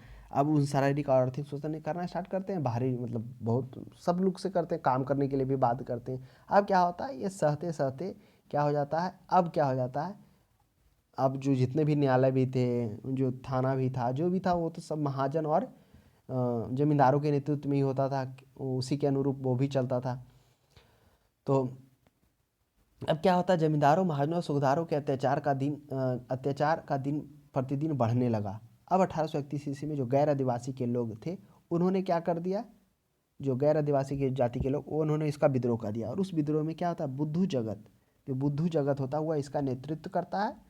और उनके नेतृत्व में क्या हो जाता है, और सिर्फ बुद्धू भगत नहीं होते, और होता है कौन होता है, जुआ भगत होता है, मदारा भा महतो होता है, ये सभी का नेतृत्व करता है और अंग्रेजों के विरुद्ध युद्ध कर दिया होता है। इसमें अंग्रेज के सरकारी खजाने को लूट लिया जाता, कचहरियों थानों को आक्रमण किया जाता, लेकिन लास्ट में फिर कंपनी एक सैनिक टुकड़ी को भेजकर दबाया जाए। इस तरह से कोल विद्रोह 1820 से 21 ईस्वी में विद्रोह था, जो अंग्रेजों के शोषण के विरुद्ध था। जब वो खेती कर रहे होते हैं, बंजर भूमि को उपजाऊ कर रहे होते हैं, फिर अंग्रेजों का, महाजनों का इस तरह से हस्तक्षेप होता जाता है। उसके बाद आर्थिक शोषण और ये सब करना स्टार्ट कर देते हैं। फिर रामोसी विद्रोह आ जाइए, रामेश्वरी विद्रोह 1822 से 29 में। 1800 अब ये चित्तर सिंह के नेतृत्व में होता है। अब रामोसी विद्रोह कहाँ होता है, रामोसी विद्रोह ये आपको मिलेगा महाराष्ट्र में होने को मिलेगा, महाराष्ट्र मिलेगा। अब ये रामोसी विद्रोह क्या था, रामोसी विद्रोह एक चीज़ जान लीजिए, जो मराठा में जो पहले पैदल सैनिक होते थे ना, वही रामोसी कहलाए, वही जो थे मतलब मराठा के पैदल सैनिक थे। अब क्या होता है कि मराठा युद्ध, तृतीय मराठा युद्ध के बाद तो अंग्रेज मराठा पर विजय प्राप्त कर रहे होता है, तो जो अंग्रेजा के जो मराठा के जो सैनिक होते थे पैदल, वो बेरोजगार हो जाते। अब इन बेरोजगारों से क्या होने के बावजूद, अब इन बेरोजगारों से मतलब अकाल और होने के बावजूद भी, अकाल भी पड़ा हुआ था उस समय 1800 मतलब 22-23 के पास में, तो उसके बावजूद भी इनसे कर लिया जाता था। अब ये कर देने में समर्थ थे, क्योंकि जो पहले जहाँ थे वो अभी अधिकार खत्म हो गया, मराठा का हार हो जाती है, अभी लोग बेरोजगार हो जाते। अब इनसे टैक्स वसूला जाता है और उनकी ज़मीन पर अंग्रेजों द्वारा लगान भी लगा दिया जाता है। तो अब निकल कर आएगा चित्तर सिंह। अब इसमें 1822 ईस्वी में चित्तर सिंह निकल कर आएगा और उसका नेतृत्व का सामना करेगा, सतारा के आसपास के क्षेत्रों को लूटेगा, किला को भी आक्रमण करेगा।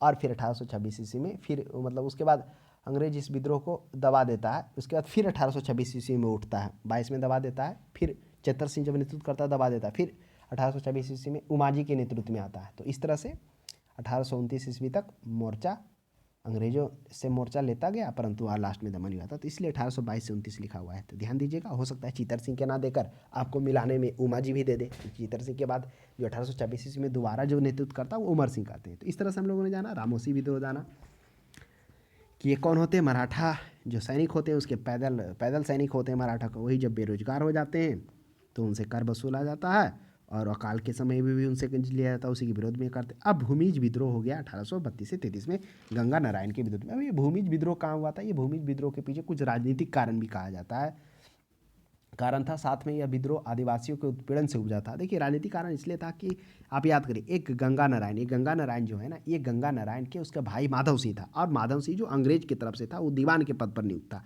अब जो माधव सिंह था, वह माधव सिंह क्या होता था, ये जो आदिवासी लोग थे उसको शोषण करता था, उससे ज़्यादा कर वसूलता था, उसका बाद ज़्यादा टैक्स भी लेता था। तो इन सभी से वहाँ की जो जनता थी त्रास थी। तो गंगा नारायण क्या करता है, इससे उबरना चाहता है। तो वह क्या करता है, और भी जो लोग होते हैं, जो ऐसे जो जनजाति होते हैं, जो अंग्रेजों के और जमींदारों से क्या होते हैं, त्रस्त होते हैं, उन लोगों से संपर्क स्थापित करता है, जिसमें से हो, कोल, ये सभी रहते हैं। तो वो क्या करता है, और भी जाति से हो जाति से भी संपर्क करता है, कोल जाति से। इस प्रकार गंगा नारायण के नेतृत्व में एक संयुक्त विद्रोह की भूमिका बनती है, जिससे जनजातीय लोगों की भूमिका रही। 1832 ईस्वी में कोल विद्रोह के दबाने का प्रयास, आप देखेंगे कोल विद्रोह भी 1832 में दबाने का प्रयास चल रहा होता है। उसी दरमियान क्या होता है, गंगा नारायण जो होता है अपने विद्रोही गुट के साथ विद्रोह का बिगुल बजा देता है। अब शीघ्र ही यह विद्रोह व्यापक रूप ले लेता है। कंपनी की सेना विद्रोही को दबाने के लिए लेफ्टिनेंट और भी तरह के लोगों को नियुक्त करता है, और क्या होता है, गंगा नारायण को मार दिया जाता है। और कहाँ, खरसावां के ठाकुर जो होते हैं, खरसावां के ठाकुर मतलब खरसावां एक जगह होता है, उसका भी सहयोग लिया था। तो वही ठाकुर उसका सिर काटकर कैप्टन ब्लिक्सटन को उपहार के रूप में भेजता है गंगा नारायण को। तो ध्यान में रखिएगा, यह भूमिज विद्रोह भी किस तरह से एक तरह से इसलिए इसको राजनीतिक मतलब हस्तक्षेप कहा जाता है, क्योंकि उसका भाई था उधर से नियुक्त होता है, माधवराव होता है, अंग्रेजों का वो अथी के पद पर, जमींदार के पद पर होता है, दीवान, हाँ दीवान ही होता है। नेक्स्ट देखिए 4 में संथाल विद्रोह। अब संथाल विद्रोह क्या था, 1855 से 56 सिद्धू और कान्हू के नेतृत्व में हुआ था। बिल्कुल सही बात है। अब याद करिए संथाल विद्रोह कब होता है। अब यह संथाल विद्रोह होता है 1855 ईस्वी में। अब क्यों होता है संथाल विद्रोह, थोड़ा सा हम लोग चीज़ों को रिकॉल करते हैं। संथाल विद्रोह जो ब्रिटिश ईस्ट इंडिया कंपनी सूदखोरी एवं प्रथाओं और भारत के जमींदारी व्यवस्था की राजस्व प्रणाली को समाप्त करने की प्रतिक्रिया के रूप में यह शुरू किया गया था। उस समय क्या था, यह बंगाल प्रेसिडेंसी के नाम से जाना जाता था। कौन, संथाल विद्रोह। लेकिन अभी मतलब उस समय था, क्योंकि झारखंड भी वही बॉर्डर में आ रहा है ना, अभी तो झारखंड में ही है। तो उस समय बॉर्डर में था। तो वही 1832 ईस्वी में इंडियन ईस्ट इंडिया कंपनी और झारखंड के जो दामिनी को क्षेत्र था उसका ये लोग क्या कर दिए, सीमांकन करना स्टार्ट कर दिया था। और संथाल को बोला था कि आपको हम भूमि देंगे, सुविधा देंगे, मतलब ये सभी वादा करके उसको अपने तरफ ले आता और वो भूमि को दे देता कि आप इस पर भूमि करिए, आपको सब कुछ सुविधा देंगे और टैक्स हमको आप जो भी उपजाएगा उसका दीजिएगा। इस तरह से प्रलोभन देकर हजारीबाग मिर्जापुर में बसने के लिए मजबूर करता था। और जमींदार ब्रिटिश ईस्ट इंडिया कंपनी द्वारा क्या करता है, नियोजित कर दिया जाता है जमींदार को और बिचौलिया के रूप में। तो इस तरह से वो हस्तक्षेप करना स्टार्ट कर देते हैं, और हस्तक्षेप करना स्टार्ट करते हैं तो वही शोषण का रूप में सामना आता है, शोषण करना स्टार्ट करते हैं। तब 2 भाई सिद्धू और कान्हू इसका नेतृत्व करेंगे। 1855 ईस्वी में 2 संथाली विद्रोही नेताओं सिद्धू और कान्हू लगभग 60,000 संथालों को लामबंद करेंगे, यानी उसको मतलब एकजुट करेंगे, और फिर 10,000 संथालों के साथ वो मतलब क्या करते हैं, वो समानता सरकार बनाने की घोषणा कर देते हैं अंग्रेजों के विरुद्ध कि हम सरकार बनाएंगे। और फिर दोनों में युद्ध होता है, काफ़ी भयंकर युद्ध होता है। क्योंकि यह युद्ध ऐसा होता है, इसमें जो एक होता है अंग्रेज अधिकारी कौन, मेजर बुरो, जिसको मेजर जर्विस भी कहा जाता है। तो वो क्या होता है, इस विद्रोह का प्रत्याश होता है, वो इसके बारे में बताता है कि कितना ये भयानक था, किस तरह से जब ढोल बजता था, जब तक ढोल बजते रहता था तो उधर विद्रोही जो होता था और अंग्रेजों के बीच में तीर कमान चलते रहता था। और जैसे ही ढोल बंदा बंद होता था, वो क्या हो जाते थे, कदम अपना पीछे 10 कदम मतलब कई गज पीछे हो जाते थे। इस तरह से वो युद्ध चला था। तो काफ़ी मतलब संघर्षपूर्ण ये रहा था। तो सिद्धू कान्हू इसका नेतृत्व किए थे। अब 62 में देख लीजिए जनजातीय विद्रोह। थोड़ा सा ये क्लास लंबा जाएगा, क्योंकि अब जनजाति विद्रोह में क्या, अब देखिए संथाल विद्रोह अभी चर्चा की हम लोग 1855 में और 56 में सिद्धू एवं कान्हू के बीच में किस तरह से सिद्धू कान्हू नेतृत्व करता है, किस तरह से पहले जो होते हैं जो आदिवासी होते हैं संथाल विद्रोह, यह मुख्यतः झारखंड के राजमहल के पहाड़ियों में होता। वो अपना क्या करते हैं, भूमि को नैसर्गिक अधिकार मानते हैं, जंगलों को, वहाँ पर बंजर भूमि को काट कर वहाँ पर फल हुआ। लेकिन फिर किस तरह से भूमि क्या करता है, अंग्रेज का हस्तक्षेप होता है, भूमि एवं आर्थिक सुविधाओं का देने का वादा करके उसे क्या करता है, अपने मतलब हजारीबाग मिदानपुर आदि में बसने का वादा करता है। लेकिन फिर धीरे धीरे उनका शोषण स्टार्ट हो जाता है जमींदारों का और जो भी बिचौलियों का। तो उसके बाद फिर 2 भाई सिद्धू कान्हू आते हैं, फिर वो समांतर सरकार बनाने की स्थापना करते हैं। फिर दोनों के बीच में युद्ध होता है, काफ़ी युद्ध चलता है, जिसमें लगभग सिद्धू एवं कान्हू पर 10,000 का इनाम भी रखा जाता है। फिर 1855 से 56 में सूरी रघुनाथपुर जैसे क्षेत्रों में झड़पें भी होती है। फिर सिद्धू कान्हू लास्ट में मारा भी जाता है। मारे जाने के बाद जैसे सिद्धू कान्हू मरता है, विद्रोह को दबा दिया जाता है। इसका एक ब्रिटिश अधिकारी मेजर सर्विसेज ने इस विद्रोह का टिप्पणी भी किया था, मेजर बुरो भी कहा जाता है, जिसमें उन्होंने बताया था किस तरह से विद्रोह चल रहा था। मुंडा विद्रोह क्या था, 1899 से 95 में, तो बिरसा मुंडा के नेतृत्व में किया गया था। किस तरह से बिरसा मुंडा 1894 ईस्वी में जब छोटा नागपुर के पठार में अकाल महामारी आ रहा था, वो पूरे मंथन योग से वो सेवा कर रहा होता है। फिर उसके बाद वो कर लगान माफ़ करने के विरोध में बहुत सारे जो और भी मुंडाओं था उसको एकत्र कर वो सरकार से लगान माफ़ करने की बात करता है। फिर उसके बाद क्या हो जाता है, जब लगान माफ़ करने की बात करता है वही आंदोलन हो जाता है, विद्रोह हो जाता है। तो उसके बाद क्या हो जाता है, उसको पकड़ कर बिरसा मुंडा को क्या करता है, जेल भेज दिया जाता है 1895 97। फिर 97 में छूटता है। 97 में छूटने के बाद फिर क्या होता है, एक दो जगह में इसमें खूंटी होगा, खूंटी हो जाएगा, तांगा तांगी हो जाएगा, इन जगह विद्रोह होता है। फिर आपको 1897 ईस्वी में एक और जगह होता है, वहाँ भी विद्रोह हो जाता है जिसमें बच्चे और औरत ज़्यादा मृत्यु होता है। फिर क्या कहता है, 1897 ईस्वी में इसको गिरफ्तार कर लिया जाता है, किनको, बिरसा मुंडा को। फिर 1900 ईस्वी में इसकी मृत्यु हो जाती है। तो ये कहानी था बिरसा मुंडा का। ताना भगत आंदोलन। अब आ जाए ताना भगत आंदोलन जी। ताना भगत आंदोलन कब हुआ था और क्यों हुआ था। भूमिज हम लोग देख लिए थे क्या 62 में। हाँ, गंगा नारायण देख लिए थे, किस तरह से गंगा नारायण उनका भाई होता है माधवराव जो दीवान होता है। हाँ हाँ, ताना भगत आंदोलन। अब हम लोग आ जाइए ताना भगत आंदोलन, यह कहाँ होता है, मतलब ये ताना भगत आंदोलन जत्था जगत और अन्य इसके द्वारा नेतृत्व किया जाता है। ताना भगत आप देख लीजिए, यह भी बंगाली के साइड में होगा, है ना। ताना भगत आंदोलन मतलब बंगाल का ही, हाँ वही बंगाल और महाराष्ट्र, ये झारखंड का सीमा एक ही है ना। तो ताना भगत इसको बोला जाता है कि जो मुंडा विद्रोह था ना, इसी का ये मतलब विस्तृत रूप था, है ना। बिरसा मुंडा आंदोलन का ही विस्तृत रूप था, क्योंकि ये एक सांस्कृतिक आंदोलन था, है ना। इस सांस्कृतिक आंदोलन इसलिए कहा गया था कि इसमें एकेश्वरवाद को अपनाने पर जोर दिया गया था। मांस मदिरा त्याग, आदिवासी निर पाबंदी और झूमे, मतलब ये सभी को पर मतलब झूम कृषि खेती वापसी पर विशेष बल दिया गया था, है ना। इस आंदोलन को प्रसारित करने में जो होते हैं मांडर शिव भगत, है ना, जन्ना जत्ता भगत और अन्य शिव भगत, वही अन्य हो गया, शिव भगत हो गया, घाघरा हो गया, बलराम हो गया, बिशनपुर, ये सभी मुख्य, भिखू भगत, ये सभी इसका भूमिका हम रहती है। इस आंदोलन का प्रमुख उद्देश्य क्या होता है, स्वशासन की स्थापना करना। तो यही बिरसा मुंडा आंदोलन को ही ये मतलब विस्तृत रूप इसको माना जाता है, बोला जाता है उसी का एक भाग था ये, है ना। तो ताना भगत कोई व्यक्ति नहीं होता है, ताना भगत जो आंदोलन है ये व्यक्ति नहीं होता, मुख्य रूप से एक, क्या कहिएगा इसको, एक तरह से कहिए कि जो उरांव जनजाति था ना उसी का एक शाखा था, जिसने कुडुख धर्म को अपनाया हुआ था, तो उसी का एक शाखा रहता है ताना भगत।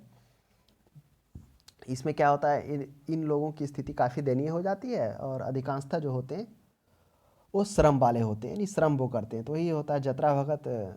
जतरा भगत पता कौन होता है, जतरा भगत जो होता है, पहले देखिए समझ लीजिए इसमें आम भूमिका। जतरा भगत होता है जो पहले भूत प्रेत की साधना पर विश्वास रखता होता है, लेकिन एकाएक उसको मतलब कहीं ज्ञान की प्राप्ति होता है, उसके बाद ये सब छोड़ देता है। फिर लोगों को भी वो जागरूक करता है, जागरूक करने के बाद वो कहता है कि आप बेकार नहीं करिए, यानी कम दाम पर मजदूरी नहीं करिए, उसका अंधविश्वास में विश्वास नहीं करें, इस तरह के वो बातें लोगों में करने लगता है, ज़्यादा ही मतलब लोकप्रिय हो जाता है और उनकी बातों को लोग अमल करना स्टार्ट करते हैं। जैसे ही जब इन जैसे ही पता चलता है कम पर मजदूरी नहीं करना, इन सभी जैसे ही जागरूक आता है तो अंग्रेज घबरा जाता है। फिर 1916 ईस्वी में क्या हो जाता है, जतरा भगत को गिरफ्तार कर लिया जाता है, 1 वर्ष की सजा दिया जाता है, परंतु उसे बाद में इस बात को छोड़ दिया जाता है कि आप शांति बनाए रखेंगे, लेकिन जैसे ही छोड़ता है उसके बाद इनकी मृत्यु हो जाती है। और जैसे जतरा भगत को गिरफ्तार करता है ये आंदोलन और उग्र हो जाता है, इसलिए 1914 से 15 लिखा है ना, उस बीच में हिंसा भड़क हो जाती थी। इस प्रकार से ये जतरा भगत है वो अन्य थे। रंपा विद्रोह। अब रंपा विद्रोह 1922 से 24 में अल्लू सीताराम राजू के नेतृत्व में हुआ था। ये क्या था रंपा विद्रोह, आइए इसके बारे में हम लोग जानते हैं। रंपा विद्रोह यह 1922 ईस्वी में होता है। इसकी जो शुरुआत है ना वो 1880 ईस्वी में ही कहा जाता हुआ था, लेकिन छिटपुट तरह से होते रहता है। 22-24 में थोड़ा इसका अधिक प्रभाव देखने को मिलता है। तो वही वर्ष 1924 के बीच में इसके नेता जो अल्लारू कौन है, अल्लूरी सीताराम राजू, इन्हीं के नेतृत्व में किया जाता है। तो यह एक क्या था, यह एक सशस्त्र आंदोलन होता है, यानी इसमें शस्त्र के साथ होता है। यह पहले जो अल्लूरी सीताराम राजू होते हैं, गांधी जी के सविनय अवज्ञा आंदोलन होता है ना, उनके मतलब जो सविनय अवज्ञा आंदोलन होता है के मार्ग पर चलते हुए वन अधिनियम 1882 का क्या करते, वो उसका विरोध करते, क्योंकि वन अधिनियम था, जिसमें वन अधिनियम लागू होने के बाद जो बहुत सारे जो किसान थे, बहुत सारे जो आदिवासी थे, जो जातिगत किसान थे, उनको क्या हो गया, अब तो वन जैसे नियम कानून हो गया तो वन वंचित हो गया, वो जा नहीं सकते थे। तो इसका विरोध किया, क्योंकि वो वन में ही जाकर क्या करते थे कि बंजर भूमि को खेती के लायक बनाते थे, उसको जो भी बंजर बनाकर उसको खेती लायक करते थे। इस तरह से उनका घुमंतु टाइप से जीवन था, जो रहकर जीवन यापन कर रहे थे। तो इससे काफ़ी दिक्कत हुआ उनको, तो उनका विरोध करते हैं वन जीवन अधिनियम का। वन अधिनियम का, लेकिन उसका कोई परिणाम प्राप्त नहीं होता। तब सन 1922 ईस्वी में क्या होता है, सन 1922 ईस्वी में आदिवासी भाइयों ने वन उपयोग के अधिकार देने के लिए रंपा विद्रोह की घोषणा कर देते हैं। तब अभी जो कौन होता है आंदोलनकारी अल्लारू सीतारमन और उनके सहयोग में पुलिस स्टेशन को जला देते हैं। ब्रिटिश अधिकारियों को मौत का घाट, बहुत सारा पुलिस जो होता है लूटपाट होता है, गोला बारूद भी चुरा लिया जाता है।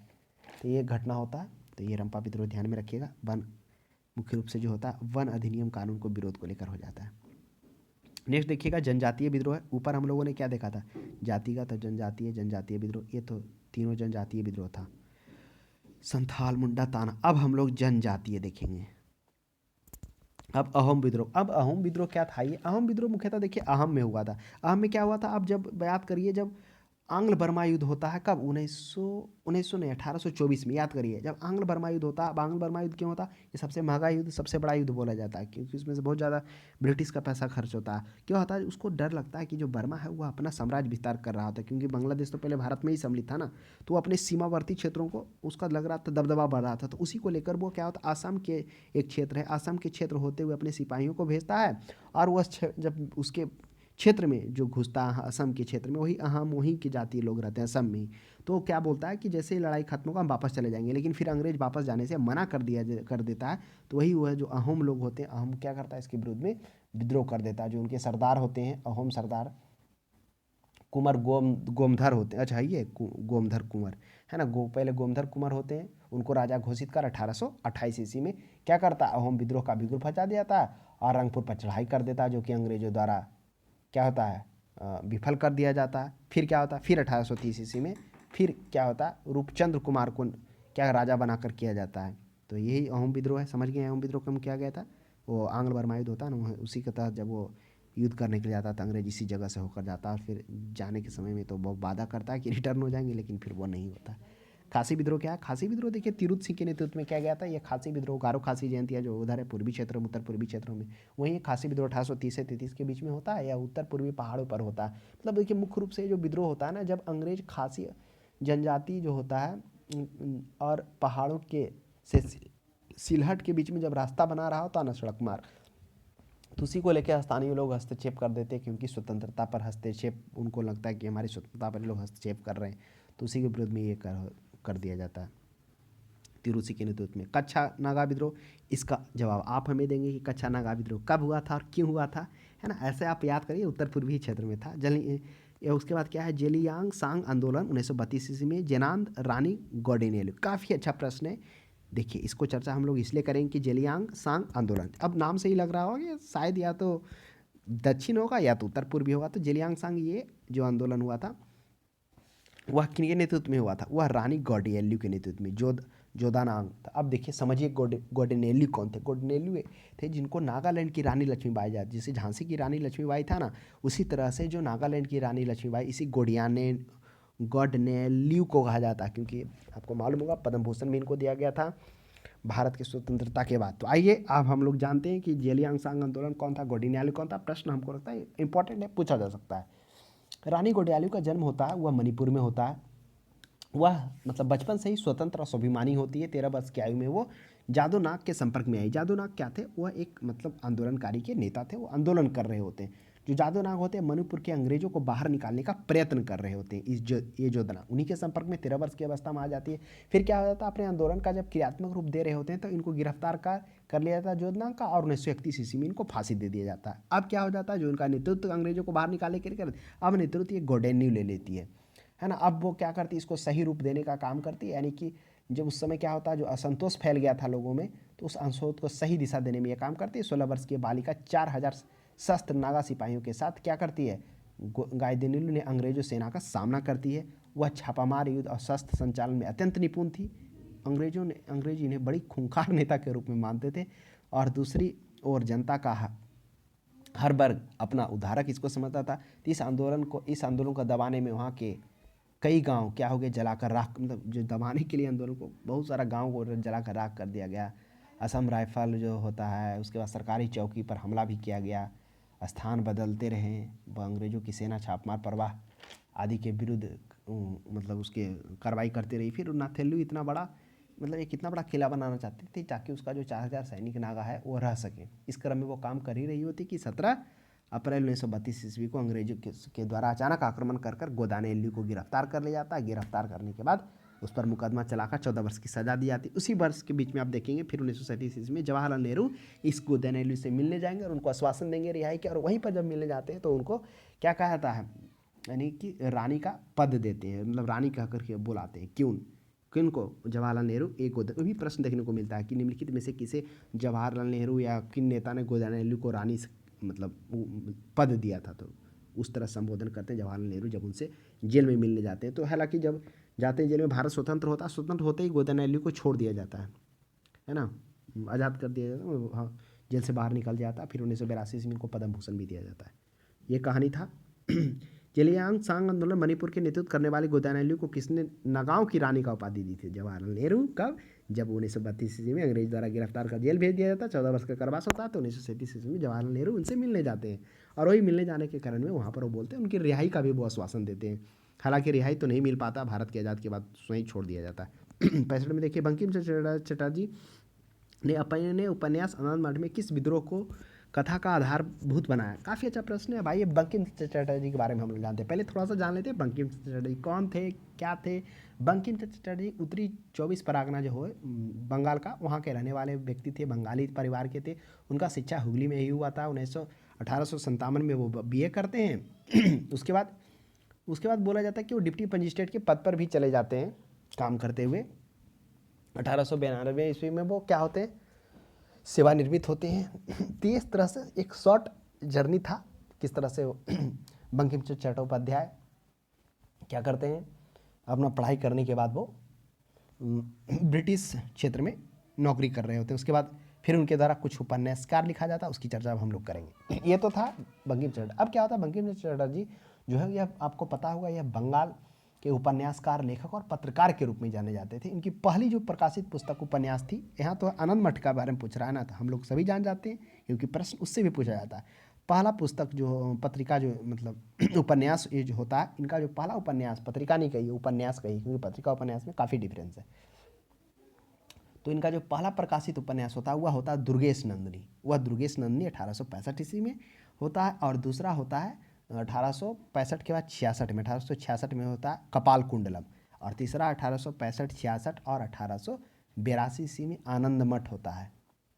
तो ध्यान में रखेंगे, ये कुछ प्रसिद्ध पुस्तक होता है आनंद मठ। फिर इसी से वंदे मातरम भी लिया गया है ना। तो आइए अब हम लोग समझते हैं जो पहला पुस्तक हमने बताया 1865 में दुर्गेश नंदी, काफ़ी अच्छा है। इसमें स्टोरी काफ़ी अच्छा है, जिसमें आप देखेंगे किस तरह से मुगल राजा एक होते हैं, मुगल राजा मतलब त्रिकोण प्रेम है, मतलब एक व्यक्ति से त्रिकोण प्रेम, मतलब एक व्यक्ति से दो महिलाएं को प्रेम हो जाता है, जिसमें एक महिला अपना त्याग करती है ना। तो मुगल सेना कौन होते हैं, 8 जनरल जो होते हैं, और राजा मानसिंह के बेटे होते हैं। कौन? वही मुगल सेना के जनरल जो होते हैं राजा मानसिंह के बेटे। इनका नाम ये होता है, देखिए ना, नाम भूल गए, वही राजा मानसिंह होते हैं ना, उनका बेटा होता है जगत सिंह। हाँ, तो ये जगत सिंह होंगे। फिर वो जगत सिंह क्या होंगे, मतलब जो होंगे ये मुगल साम्राज्य होते हैं ना, उन्हीं का, मानसिंह का बेटा होते हैं वो क्या होते हैं, मंदारन जाते हैं। मंदारन हुगली पश्चिम बंगाल के पास में, दक्षिणी पश्चिम में एक सामंती सामंती स्वामी वीरेंद्र सिंह की बेटी तिलोत्तमा से मिलते हैं। वहाँ वीरेंद्र सिंह की बेटी तिलोत्तमा से मिलते हैं। तिलोत्तमा से मिलने के बाद तिलोत्तमा और जगत सिंह में प्यार, एक दूसरे से प्यार हो जाता। एक शादी समारोह चल रहा होता है, तो वो वीरेंद्र सिंह उसमें, मतलब वो जो मंदारन था ना, मंदारन में एक शादी समारोह चल, जिसमें जो होता है वीरेंद्र सिंह पर, ये जो छावनी पर वो हमला कर दिया था कतलू सिंह द्वारा, जो पठान होता है। तो उसमें वीरेंद्र सिंह मारे जाते हैं। और उसके बाद जगत सिंह, तिलोत्तमा और वीरेंद्र सिंह की पत्नी कौन थी, ये थी मतलब बिमला थी, वो तीनों को क्या कर रहा था, अपने कब्जे में ले लेता है। कौन? कतलू सिंह। अब कतलू सिंह कब्जे में ले लेता है, तो उसके बाद उन जो उसको लेके जाता, तो उसकी बेटली ये कोची नाम आयशा होती है। आयशा जो होती है तिलोत्तमा को, वह उसके अपने मतलब बाप के अथी से बचाती है उसको, है ना। तिलोत्तमा को कतलू खां की जो अयासी है था उससे बचाती है। फिर उसमें यहाँ पर देखेंगे जो कतलू खां की बेटी आयशा होगी, उसको भी प्यार हो जाता है जगत सिंह से, जो मान सिंह के बेटे थे, है ना। उसके बाद फिर आप देखेंगे कि किस तरह से फिर उधर मराठा और पठान के बीच क्या संधि कर लिया जाता, तो उसके बाद छोड़ दिया जाता है इनको, जगत सिंह को, मान सिंह को, पुतली सिंह को। फिर इधर बीरेंद्र सिंह क्या करते हैं, अपने पति का बदला लेने के लिए बीमल सिंह, वो कतलू सिंह को चाकू मार कर हत्या कर देती है। अब ये होता है, फिर इधर जो ये होती कोई चीज़ है, ऐसा होता है, ऐसा कोई प्यार होता है, लेकिन ऐसा के जो मतलब ये तो होने वाला जो होता है इसका पति, वो जगत सिंह, इसको विरुद्ध में युद्ध हो जाता है, इसमें जगत सिंह तो जीत जाते हैं। इस तरह से त्रिपंच में कभी चर्चा हम लोग करेंगे, तो जान लीजिए। ये तो दुर्गेश नंदिनी का कहानी बताएं। कपाल कुंडम का भी काफ़ी अच्छा प्रश्न है। इसमें जंगल में एक लड़की रहती है जिसको सप्तग्राम नामक एक युवा समाज से प्यार हो जाता है ना। फिर लेकिन वो, हालांकि वो थोड़ा सा अपने आप को एडजस्ट नहीं कर पाती शहर में, जंगल में रहती है वो। तो इस तरह देवी चौधरानी में भी काफ़ी अच्छा प्रश्न है, मतलब काफ़ी अच्छा कहानी है। ये महिलाएं जो होती है पर्दे के पीछे रहती है, किस तरह से वो बढ़ावा मिलता है। उसके बाद आनंद मठ में क्या था, अब आनंद मठ की चर्चा हम लोग कर लेते हैं। आनंद मठ जो होता है वह 1882 में प्रकाशित होता है, देवी चौधरानी 1884 में। तो देखिए आनंद मठ जो होता है इसमें 1770 से 1774 के बीच में चित्रण होता है। 1770 में क्या होता है, आपको पता होगा, बंगाल में भयंकर अकाल आता है। उस अकाल के कारण बहुत परिस्थिति भयावह हो जाती है। आप देखे हुए कि इससे पहले भी प्रश्न आया है जिसमें कितने लोग मारे गए, लगभग 2 करोड़ लोग मारे जाते हैं, इतना अनुमान लगाया जाता है। उधर कारण बहुत सारा होता है, टैक्स वसूली भी अधिक होती है, ये सभी भी कारण भी देखा जाता है। अकाल तो मुख्य कारण, मानसून असफलता भी होता है, तो ये सभी होता है कारण। तो इसमें 1770 से 1774 का चित्रण किया गया है, मुख्य रूप से भीषण अकाल का चित्रण किया गया है। उसके बाद इसी में से जो 1773 में सन्यासी विद्रोह होता है उसका इस पुस्तक में देशभक्ति के रूप में, भावना के रूप में वर्णन किया। हालांकि अंग्रेजों ने इस पर प्रतिबंध लगा दिया था, लेकिन जैसे ही भारत आज़ाद हुआ इस पर हर प्रतिबंध हटा दिया गया और इसको सभी पब्लिकेशन में कॉपीराइट्स को भी स्वतंत्र मुक्त कर दिया गया। इसको बहुत सारा पब्लिकेशन, 8-10 पब्लिकेशन में 8-10 मतलब लैंग्वेज में इसका हो चुका है ना। ये आनंद मठ होता है। आनंद मठ में क्या होता है, देखिए थोड़ा सा समझ लीजिए। इसमें भी क्या होता है, महेंद्र और कल्याणी अपने जो अबोध शिशु होती है उसको लेकर गांव से दूर जाना चाहते हैं, क्योंकि वहाँ पर क्या हो चुका था, अकाल है, लूट मार डकैती घटनाएं सब बढ़ गया था। तो ये डकैती ने मतलब ये क्या होता है, जब वो जा रही होती है महेंद्र और कल्याणी, तो डकैतों ने पकड़ लिया, पर वह जान बचाती हुई दूर जंगल से भटक जाती है। तब महेंद्र सिंह को एक सिपाही पकड़ लेता है और सिपाही से वहाँ हाथापाई हो जाता है। तो भावनंद नामक सन्यासी उसकी रक्षा करता है। वही भावनंद नामक किसको से रक्षा करता है, ये महेंद्र की, है ना। महेंद्र और कल्याणी जाती है। कल्याणी भी क्या होता है, डकैत होता तो भाग जाती, भी जंगल में रास्ता भटक जाती। फिर इधर महेंद्र सिंह को सिपाही पकड़ लेता है, तो इसका भावनानंद आ जाता है रक्षा करने के लिए अंग्रेजों से, है ना। वो लूट सामान व्यवस्था इस प्रकार हो जाता है। फिर सन्यासी जीवनंद भी पहुंच जाता है। तो भावनंद जीवनंद दोनों क्या होते हैं, प्रधान सत्यानंद के शिष्य होते हैं, जो आनंद मठ में रखकर देश सेवा के लिए काम करते हैं। वही होता है जो महेंद्र भावनानंद का परिचय जानना चाहता है, क्योंकि यदि भावनानंद ना मिलता होता तो स्वाभाविक सी बात है उसकी जान को खतरा था महेंद्र को। तो वही कहा था, भावनानंद ने जवाब दिया कि मेरा, जब महेंद्र पूछते हैं भावनानंद से कि आपका परिचय क्या है, तो बोलते हैं मेरा परिचय जानकर क्या करोगे। तब महेंद्र मतलब महेंद्र जो होता है, कहा मैं जानना चाहता हूँ, मतलब बोलता है कि मैं आपको जानना चाहता हूँ क्योंकि आपने मेरा बहुत उपकार किया। महेंद्र समझ नहीं पाता, सन्यासी डकैत की तरह भी हो उसको लगता है सन्यासी डकैत की भी तरह भी हो सकते हैं इतने। पर भावनानंद महेंद्र की पत्नी और पुत्री से मिलवाने का भी वादा कर देता है। इतना बात पर महेंद्र बोलता है हम आपको पुत्री और पत्नी से भी मिलवा देंगे, आश्वासन देता है। भावनानंद की मुद्रा साहसी बदल चुकी थी। अब यह मतलब जो था प्रकृति सन्यासी नहीं लग रहा था, उसके चेहरे पर मुस्कुराहट तैर रही थी। अब मौन भंग करने के लिए वह व्यग्र हो उठा, परंतु महेंद्र गंभीर था। तब भावनानंद गीत गाना शुरू करता, कौन, वंदे मातरम सुजलाम सफलाम शीतलाम सस्य श्यामलाम मातरम। तो वहीं से वंदे मातरम, इस उपन्यास से वंदे मातरम का गीत भी लिया गया। तो वह भी प्रश्न पूछ जाता है, वंदे मातरम का अर्थ होता है मैं आपको नमन करता हूँ माँ, है ना, इसका यही अर्थ होता है। इसलिए 20वीं शताब्दी में स्वतंत्रता सेनानियों के लिए प्रेरित क्या किया, स्वतंत्रता के बाद भारत का राष्ट्रीय गीत बन गया वंदे मातरम। तो यही आनंद मठ से लिया गया था। सन्यासी विद्रोह जो हो रहा उसका जब चर्चा कर रहा था, तो वही कौन गाता है यह गीत, यह गाता है भावनानंद। अखिल भारतीय किसान सभा का गठन कब हुआ था। चलिए काफ़ी अच्छा प्रश्न है, इसे भी हम लोग जानते हैं, समझ लीजिए। अखिल भारतीय किसान सभा का गठन कब होता है। अखिल भारतीय किसान सभा का गठन, इसे समझने के लिए आपको चलना होगा कुछ समय पहले। देखिए अखिल भारतीय किसान सभा से पहले क्या होता है, ये 1929 ईस्वी में स्वामी सहजानंद के नेतृत्व में क्या होता है, बिहार प्रांतीय सभा का गठन होता है। अब यह बिहार प्रांतीय सभा का गठन क्यों होता है, तो ये जो शुरू में बिहार प्रांतीय सभा का गठन स्वामी सहजानंद सरस्वती का था, ये मुख्य रूप से जो होता है किसानों मतलब किसानों पर जमींदारों द्वारा होने वाले हमलों के खिलाफ किसानों की शिकायतों को इकट्ठा करने के लिए, यानी कि किसानों पर जमींदारों द्वारा जो क्या किया जा रहा था, अत्याचार किया जा रहा था, शिकायतों मतलब अत्याचार हो रहा था, उसकी शिकायतों को इकट्ठा करने के लिए यह आंदोलन गठित किया गया था। अब क्या हो जाता है, फिर 1929 में तो ये इसका अखिल भारतीय गठन किया जाता है। अब उसके बाद क्या होता है, ये उसके बाद फिर होता है कि इसका सहयोग मिलता है, किसका, देखिए ना भूल गए, ये कांग्रेस का। अब होता है कि इसको कांग्रेस का सहयोग मिलता है। कब मिलता है, वह मिलता है 1935 ईस्वी, 29 में ना, 29 से पहले आ जाइए, लगभग 31 से 32 में इसको मिलता है, कांग्रेस का सहयोग मिलता है ना। तो वही, हाँ 29, देखिए 1929 में कहता है, फिर इसको कांग्रेस का सहयोग मिलता है। लेकिन जब कांग्रेस का इनको सहयोग मिलता है, किनको, स्वामी सहजानंद सरस्वती को, यानी कि बिहार प्रांतीय सभा को, तो उसमें वह अस्थायी तौर पर नहीं, अस्थायी तौर पर सहयोग करने की बात होती है। यह देखिए कब मिलता है, यह मिलता है 1934 में मिलता है ना, वही 1934-35 में आप ध्यान में रखिएगा। वही होता है, कांग्रेस है जो सोशलिस्ट पार्टी के गठन ने जो है कम्युनिस्टों को भारतीय राष्ट्रीय कांग्रेस के साथ मिलकर काम करने में मदद की, वही। अब उसके बाद क्या होता है कि अप्रैल 1935 में, 34 में तो क्या होता है, भारतीय राष्ट्रीय कांग्रेस के साथ मिलकर मदद करने की अस्थायी रूप से बात होती है, बात करता है कि हम मदद करेंगे। फिर 1935 में होता है कि जो किसान के नेता एनजी रंगा होते हैं और तत्कालीन सचिव जो होते हैं और संयुक्त सचिव के क्रमशः जो होते हैं कौन, नींबू द्विपद दक्षिण भारतीय फेडरेशन ऑफ किसानों के ये होते हैं, अध्यक्ष होते हैं दक्षिण। तो ये नींबू द्विराज और कृषि श्रम ने अखिल भारतीय किसान सभा को गठन का सुझाव देता। अब ये गठन का सुझाव था अखिल भारतीय किसान। तो अब क्या हो जाता, 11 अप्रैल 1936 को भारतीय राष्ट्रीय कांग्रेस का जो लखनऊ सत्र होता है, उसमें क्या किया जाता है, गठन किया जाता है, किसका, अखिल भारतीय किसान। तो ध्यान में रखिएगा, अखिल भारतीय किसान वह हो जाएगा, क्या हो जाएगा, 1936 हो जाएगा। तो 76 का आंसर क्या हो जाएगा, वह हो जाएगा 1936 हो जाएगा। तो हम 37 बोल दिए थे, तो नहीं 36 होगा, है ना। तो ये था इसका कहानी, क्योंकि इससे प्रश्न पूछा जाता है ना, 2-3 टाइप से। अब आ जाइए हम लोग 77 में आते हैं।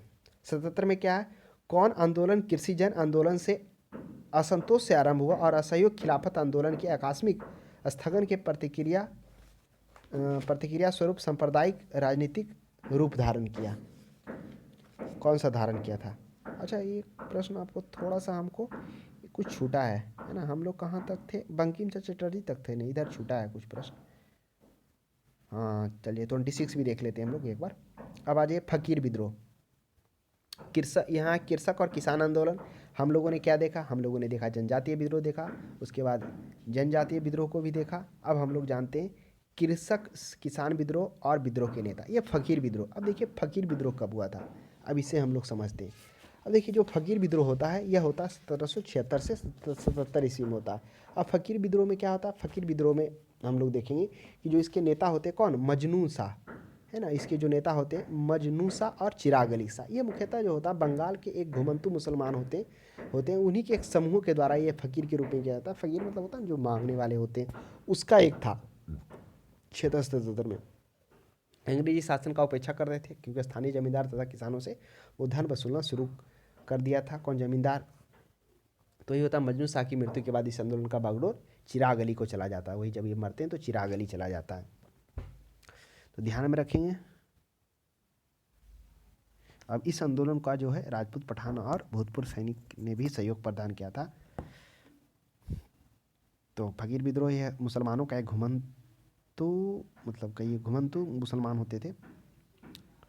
नेक्स्ट देखिए रंगपुर विद्रोह। अब रंगपुर विद्रोह कौन था, नीरुद्दीन और धीरज नारायण। ये रंगपुर विद्रोह कब और कहाँ हुआ था, चलिए इसके बारे में जानते हैं। रंगपुर विद्रोह यह भी बंगाल की कृषक आंदोलन होता है, सभी किसान कृषक ही है। ये फकीर विद्रोह भी है, जिसमें से हम लोगों ने देखा था किस तरह से जो फकीर होते थे, मुसलमानों का घुमंतु होता था, जो क्या करते थे, ब्रिटिश मतलब राज्य में क्या करते थे, जमींदारों किसानों से धन वसूलना जब शुरू कर दिया जमींदार किसानों से, तो उसके विरोध में ये हुआ है। रंगपुर विद्रोह में होता है, बंगाल में भी होता है, यह 1783 ईस्वी में होता है। यह विद्रोह होता है, मतलब कहिए कि इसमें जो इजायेदारी होता है ना, मतलब इजायेदारी क्या होता था, देखिए हम आपको समझाते हैं। इजायेदारी होता था कि जो क्या होते थे, कुछ लोग होते थे जो कंपनी से ज़मीन लेकर वह किसानों को दे देते थे और उससे मनमानी वसूल करते थे। यानी थोक पर कंपनी से ज़मीन लेकर वो किसानों को देते थे और उससे वसूल करते थे, यानी फसल उपजाने के लिए। तो वही होता था। ये तो इजारादार एक निश्चित राजस्व भूमि पर कंपनी से ले लेता था कि इतना राजस्व हम आपको देंगे, और उसके बाद उस ज़मीन को कोई भी जो लेना चाह रहा, उस पर खेती करना चाह रहा, उसके एवज में किसानों से मनमानी राजस्व वसूल करते थे। वही इजारादार द्वारा नियुक्त टैक्स वसूल करने वाले किसानों ने घोर अत्याचार करते थे। तो वही देवी सिंह के नेतृत्व में यह जो है सारी सीमाओं को पार कर गया देवी सिंह, जो रंगपुर किसान के विरुद्ध विद्रोह कर दिए। तो ध्यान में रखिएगा, यही था रंगपुर विद्रोह। फिर बाद में अपने सैनिकों के बल पर इसको दबा दिया जाता है। तो ये रंगपुर विद्रोह था, जिसमें से हम लोगों ने देखा किस तरह से इजरादार उसको बोलते थे ना, जो कंपनी से मतलब थोक ले लिया ज़मीन, और उसके बाद फिर उस ज़मीन को क्या किया, उस ज़मीन को किसानों को दे दिया, किसानों से मनमानी राजस्व वसूल करता था, टैक्स वसूल करता था। नेक्स्ट देखिए निरुद्दीन और धीरज नारायण। अब देखिए पालीगरों का विद्रोह। पालीगरों का विद्रोह क्या था? पालीगरों का विद्रोह 1801 से 56 में वी कटावन। अब ये वी कटावन कौन थे, चलिए आइए इसके बारे में। पालगिरो विद्रोह को क्या कहा जाता है? इसको देखिए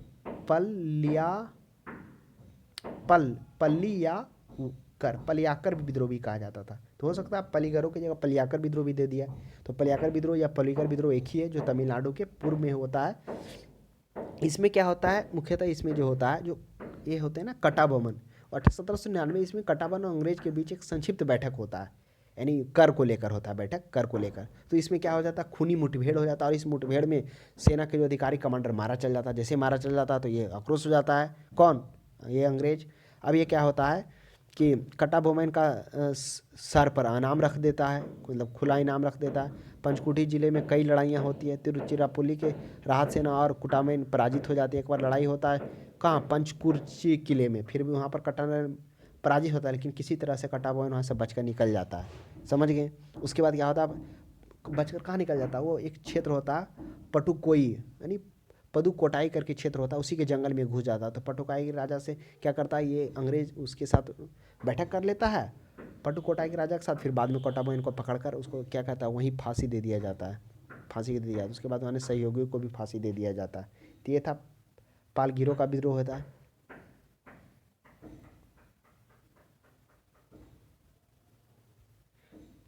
देखिए किस तरह से पालगिरों विद्रोह हुआ, कि एक प्रकार क्या होता है, लगान को लेकर बैठक होती है। बैठक में जब खूनी झड़प होता है तो कटाबोमन क्या हो जाता है, मतलब उस खूनी झड़प में किसानों के द्वारा जनरल एक अधिकारी होता है, अंग्रेजों को मार दिया जाता है। फिर कटाना पर नाम रख दिया जाता है। फिर और भी कई विद्रोह होते हैं, जिसमें एक पंचकुर्ची जिले किले में होता है, जिसमें कटाबोमन हार जाता है, बचकर वहाँ निकल जाता है। फिर इसके इनाम रख दिया जाता है। फिर वो कौन होता है, पदुकोटाई के जंगलों में चला जाता है। फिर पदुकोटाई के राजा से मिलकर क्या करता है, संधि मिलकर अंग्रेज इसको पकड़कर फांसी दे दिया था। पागलपंथी विद्रोह। अब देखिए पागलपंथी विद्रोह, यह जो है इसकी चर्चा तो हम लोग पहले भी किए थे कि पागलपंथी विद्रोह क्या है, तो ध्यान में रखिएगा। देखिए पागलपंथी विद्रोह 1813 ईस्वी में हुआ था, उत्तरी बंगाल के करमसा। जो करमसा थे ना, देखिए मतलब हम बता रहे हैं 1813 से स्टार्ट होता है, लेकिन जो विद्रोह मुख्य रूप धारण करता है वो वही 25 से 33 के बीच में। तो उस विद्रोह का विद्रोह मतलब 1813 ईस्वी में होता। उत्तरी बंगाल के करमसा ने एक अर्ध सैनिक मतलब संप्रदाय पागलपंथी की स्थापना की थी, जिसमें जमींदार साहूकार के अत्याचार के खिलाफ करमसा ने नेतृत्व किया था। तो उसका पितृ टीपू उसके बाद जैसे करमसा का 1813 ईस्वी में मृत्यु हो जाता है, उसके बाद इसका नेतृत्व कौन संभालता है, उसके बेटा टीपू सी संभालता है ना। मतलब एक तरह से आदेश जारी किया गया था, है ना। उस आदेश को पूरा करना था। वो आदेश यही था कि मतलब शोषण से बचा जा सके। तो उसी का नेतृत्व पहले उसके पिता कर रहे होते हैं, कौन, करमसा। फिर उसका नेतृत्व टीपू शाह कर रहा होता है। तो ये 1833 आते आते विद्रोह क्या हो जाता है, मतलब वही कहिए कि टीपू ने जो गारो जनजाति के लोग के साथ विद्रोह किया और 1833 आते आते विद्रोह सशक्त संगठन के अभाव में दमनात्मक रूप से इसको दबा दिया गया।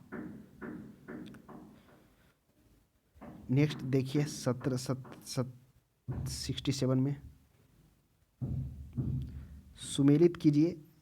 क्या सुमेलित करना है, कृषक आंदोलन,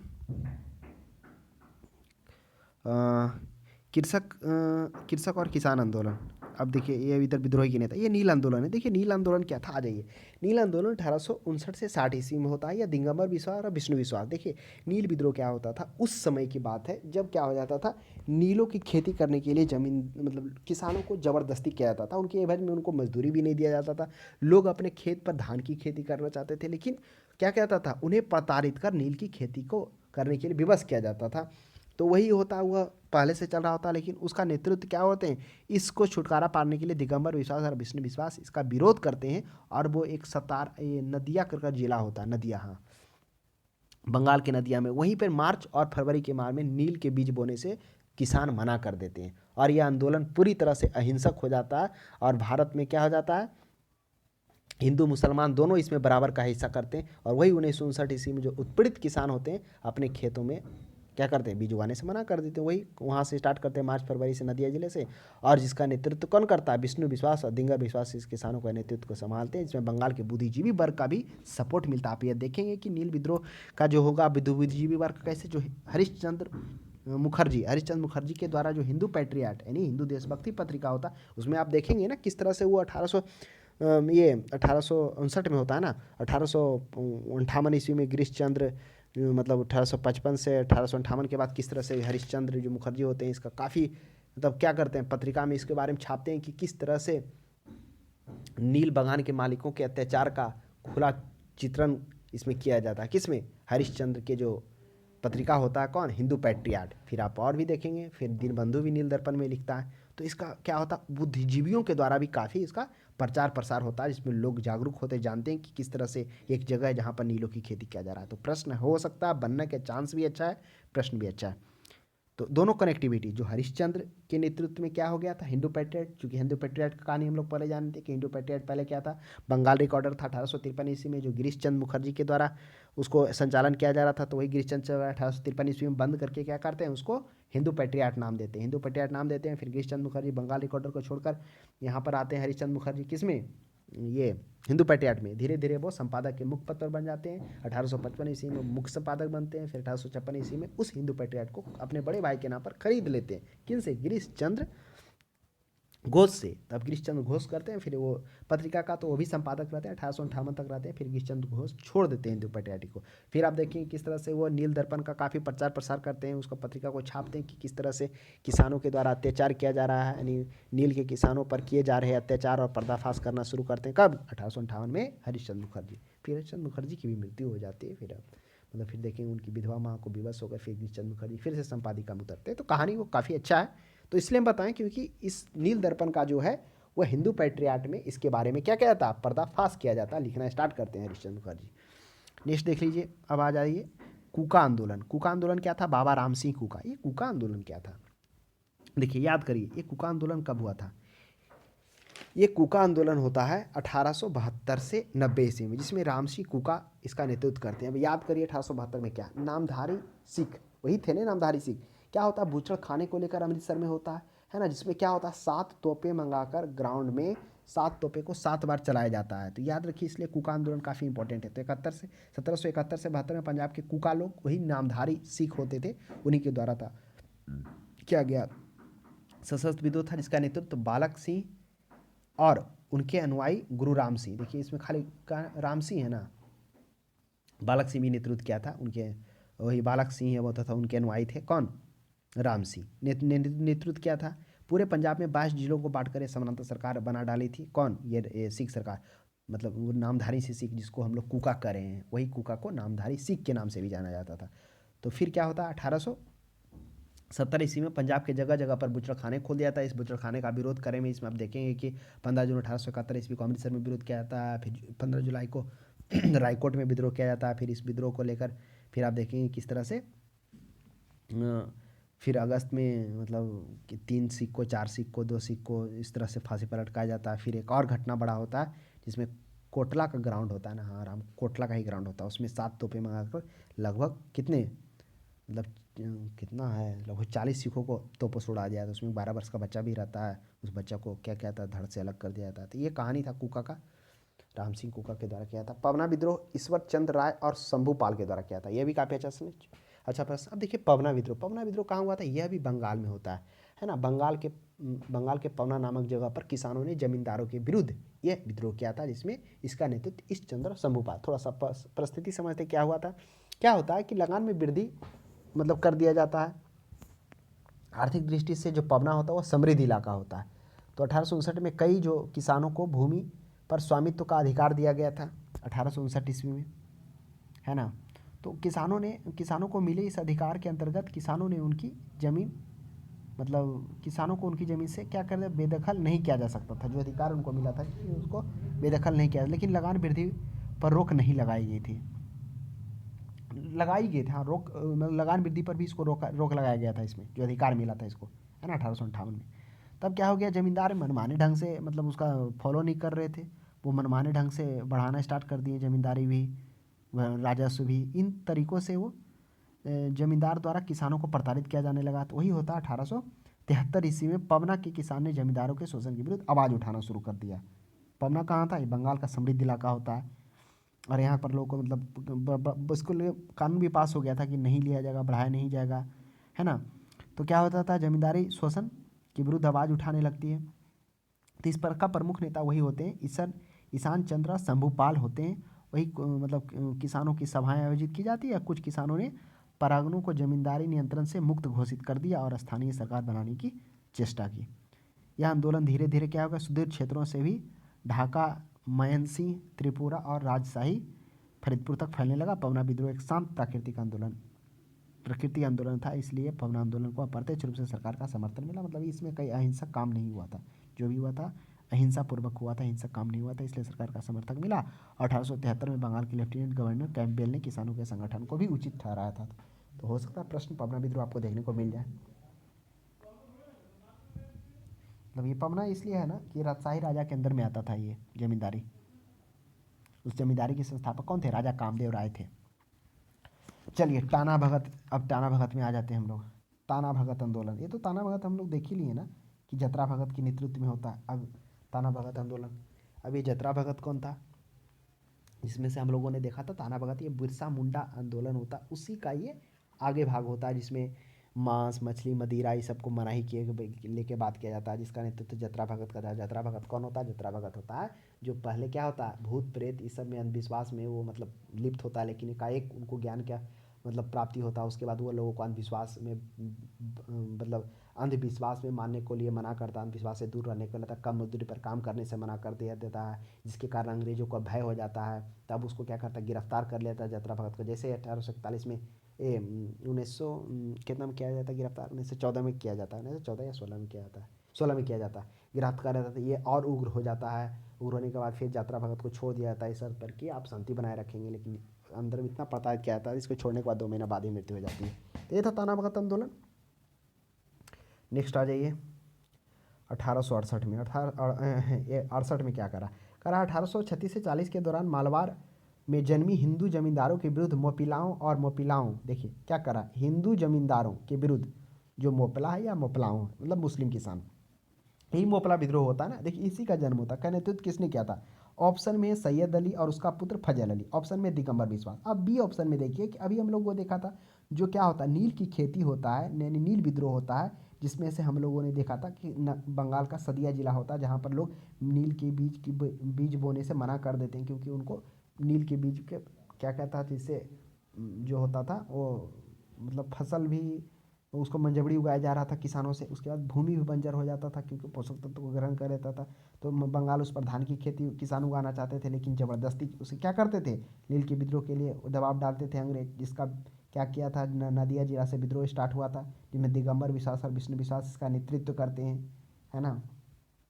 उसके बाद फिर क्या होगा, जब यह आंदोलन नील आंदोलन चलता है, यह अहिंसा पर आधारित होता है, उसके बाद नील आयोग का भी 1959 ईस्वी में 1960 ईस्वी में गठन होगा। और जैसे ही नील आयोग का गठन होगा तो इसमें ये बात को रखा जाएगा कि उनसे ज़बरदस्ती नील का खेती नहीं करवाया जाएगा, है ना, इस प्रकार के होता है। तो नील आयोग का भी गठन होगा। तो ये तो होगा नहीं बी नंबर। अब मजनू शाह और चिराग अली शाह, देखिए मजनू शाह का चर्चा कहाँ हुआ था, फकीर विद्रोह में, इसमें हम लोग को दिखा ना मुसलमानों का जो मंडली होता था बंगाल में होता था, जो फ़कीर था उसको लेकर था, तो उसका नेतृत्व मजनू शाह चिराग अली का रहा था। तो ऑप्शन ए भी नहीं होता, इसका जो हो जाएगा वह ऑप्शन नंबर ए होगा। अब क्या हुआ था 37 में, जो मुपलायो किसान होते वह क्या कहते हैं, हिंदू जमींदारों के विरुद्ध विद्रोह किए। जितने भी जमींदार थे वो हिंदू थे, वह विद्रोह था। और इसी का एक व्यापक रूप मोपला विद्रोह का रूप में निकल कर आता है 1936 है ना, वह 1914 ईस्वी में निकल के आएगा मोपला विद्रोह, 1914 की 21 में जो होता है ना, उसकी चर्चा आगे हम लोग है, जिसमें भयंकर वो क्या होता है, एक तरह से जो शुरू में तो राष्ट्रीय नेताओं का सहयोग मिलता है, लेकिन बाद में वो सांप्रदायिक दंगे के रूप में बदल जाता है, वो भी चर्चा हम लोग करेंगे। उसमें बैगन त्रासदी घटना होगा,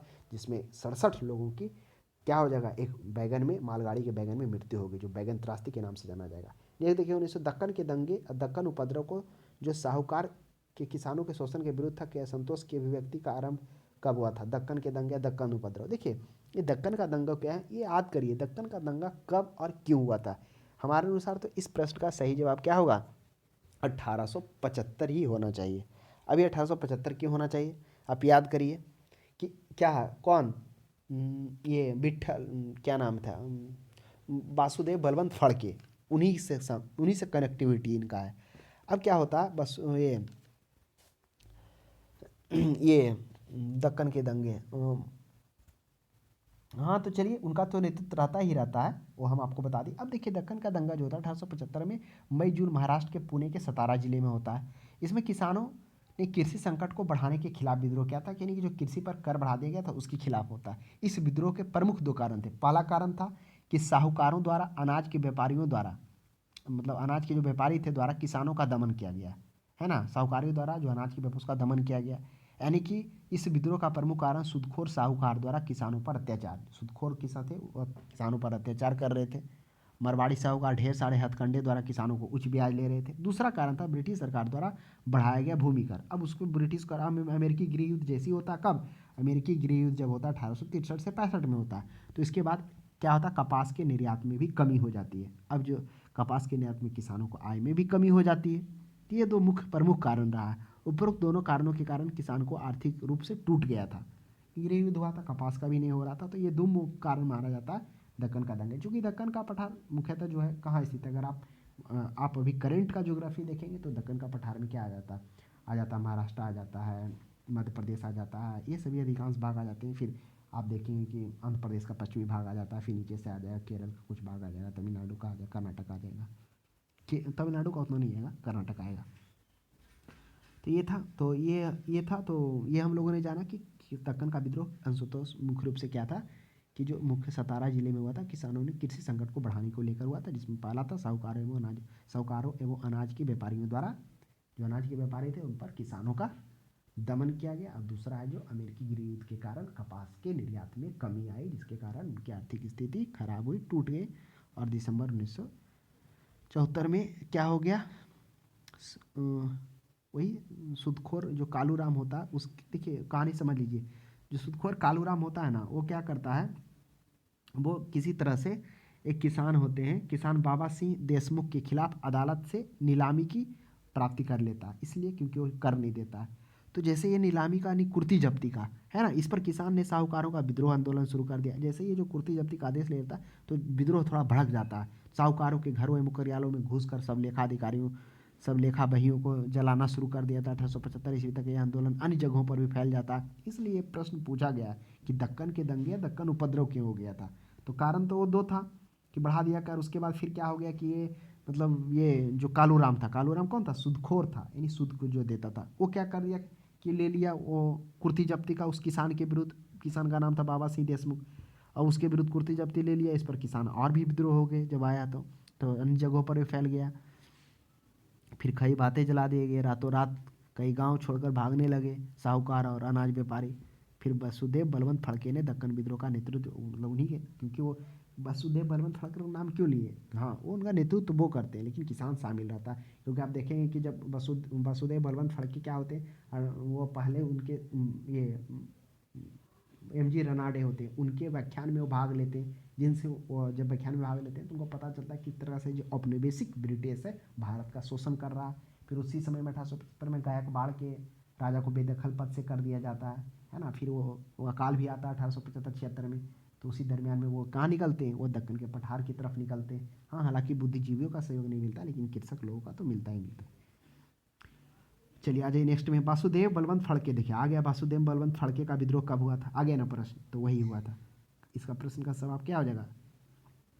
विद्रोह जो असनपाल उठे यहाँ पर तो हो गया था, वो क्या था, नेतृत्व जरूर ये किए थे, लेकिन जो वसुदेव बलवंत फड़के हो जाएंगे, वो क्या होता है, उनके विद्रोह में एक और नेतृत्व होता है, वह होता है 1879 ईस्वी में, कुछ समय बाद होता है। तो ध्यान में रखिएगा, वासुदेव बलवंत फड़के वह होगा 1875 में। अब थोड़ा सा समझिए वसुदेव बलवंत फड़के भी चर्चा किए थे 1875 ईस्वी में।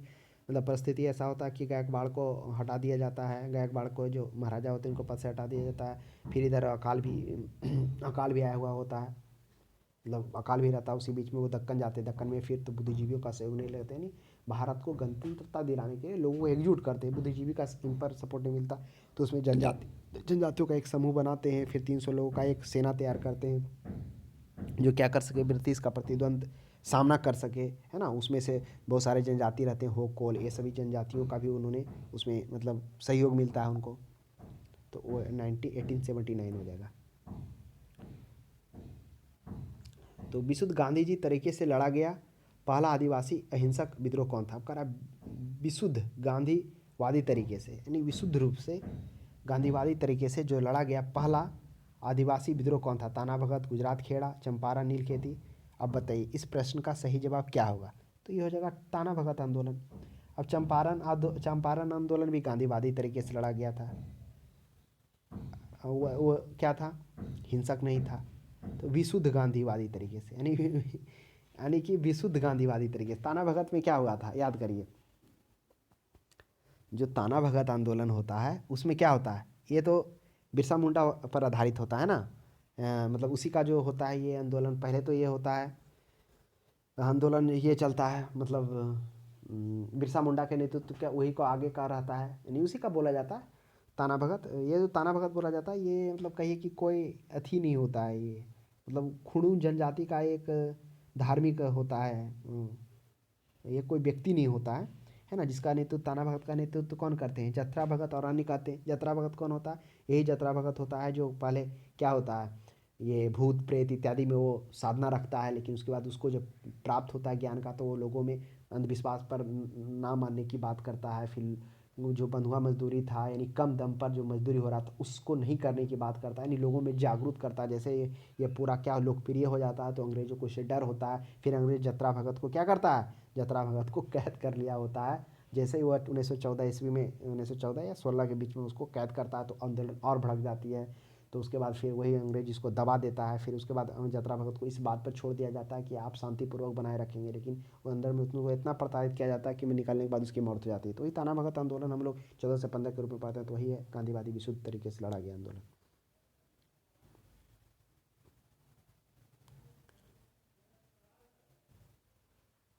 सत्रह में महात्मा गांधी के नेतृत्व में चलाया गया चंपारण नील सत्याग्रह 1817 था। क्या था चंपारण नील सत्याग्रह? चलिए आज ये काफ़ी अच्छा प्रश्न है। अब इसे समझने के लिए आप जानिए कि जब क्या होते हैं महात्मा गांधी, क्या आते हैं दक्षिण अफ्रीका से चले आते हैं, कहाँ, भारत आते हैं। दक्षिण अफ्रीका से भारत आने के बाद जो उनका पहला आंदोलन होता है वो यही होता है, चंपारण आंदोलन होता है। ये उनका पहला आंदोलन होता है। इस आंदोलन में जिसमें राजकुमार शुक्ला किस तरह से उनका पीछा करते हैं, है ना, वो पीछा काफ़ी दिलचस्प कहानी है। नील का दर्पण में भी गांधी जी ने इनके बारे में लिखा है कि कभी वो मतलब नील के बारे में जाने भी नहीं थे कि मतलब नील का खेती मतलब कोई जगह ऐसा है ना, नाम भी नहीं सुने थे, सोचे भी नहीं थे। लेकिन वो राजकुमार शुक्ला गांधी जी का पीछे पड़ते हैं। शुरू में तो गांधी जी उनसे इरिटेट हो जाते हैं क्योंकि उनको पीछा छोड़ते ही नहीं। जब वहाँ से जाते हैं अहमदाबाद पहुँच जाते हैं, कानपुर जाते हैं, पहले कानपुर जाते हैं, कानपुर से फिर अपना आश्रम अहमदाबाद पहुँच जाते हैं। फिर बोलते हैं मतलब इतना कहते हैं कि आप एक बार मतलब आइए मेरे पास, आइए चलिए देख लीजिए स्थिति। तो गांधी जी अनमने ढंग से कहते हैं अच्छा ठीक है हम देख लेंगे। लेकिन लास्ट में उनको विवश होकर बोलना पड़ता है किस डेट को आएंगे। बोलते हैं ठीक है हम कलकत्ता आएंगे तो उसे यात्रा कर लेंगे। अब कलकत्ता पहुँचते हैं तो उसके बाद 2 दिन पहले वहाँ पहुँचे हुए रहते हैं कौन, राजकुमार शुक्ला जी। फिर वहाँ से वो गांधी जी और शुक्ला जी जब ट्रेन पर बैठते हैं दोनों साथ में, तब गांधी जी को पता चलता है कि शुक्ला जी वाकिफ में मतलब जिस तरह से जिद्दी है उतना जिद्दी है नहीं, बाकी विनम्र आदमी है वो। तब उनका मतलब वो दोनों समय बिताते हैं तो काफ़ी एक दूसरे से परिचित होते हैं। उसके बाद फिर 15 को क्या करते हैं, कदम रखते हैं कौन, महात्मा गांधी जी।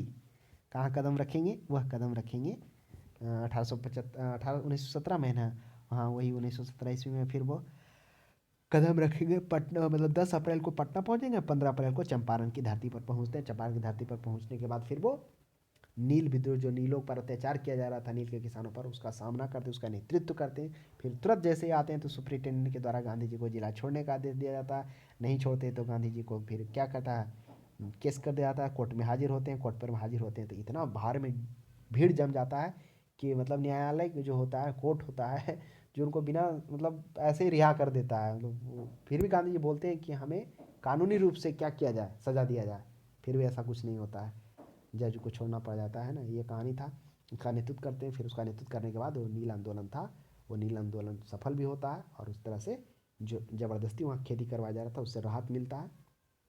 तो ये नील उत्पादक कृषकों का 3 कठिया प्रथा का विरोध, बिल्कुल सही बात है। जो नील कृषक थे उनको 3 कठिया प्रथा, 3 कठिया में क्या था, यानी 20 कट्ठा में 3 कट्ठा नील की खेती करना वो अनिवार्य था। इसी को 3 कठिया किसानों द्वारा साहूकारों, तो ऑप्शन नंबर ए हो जाएगा, है ना। मिल मजदूरों के मिल मालिक के विरुद्ध तो ये हुआ था जब ये गए थे, क्या बोलता है वो, हैंड मिल, वो ये मिल वाला, अहमदाबाद मिल वाला, वो हुआ था। तो ऑप्शन नंबर ए हो जाएगा। 73 में देखिए, महात्मा गांधी ने नील उत्पादक किसानों की दुर्दशा को देखने हेतु चंपारण आने का आमंत्रण किसने दिया था, वो राजकुमार शुक्ला दिए थे, है ना। तो राजकुमार शुक्ला किस तरह से दिए थे, तो हम लोगों ने देखा था किस प्रकार से 15 मार्च अहमदाबाद में 21 दिन का हड़ताल होता है। हाँ, वो तो होता किस में, ये हैंड मिल में हो जाता है ना, खेड़ा में खेड़ा में नहीं, अहमदाबाद मिल में, अहमदाबाद मिल वाला में, जिसकी भी चर्चा किए थे।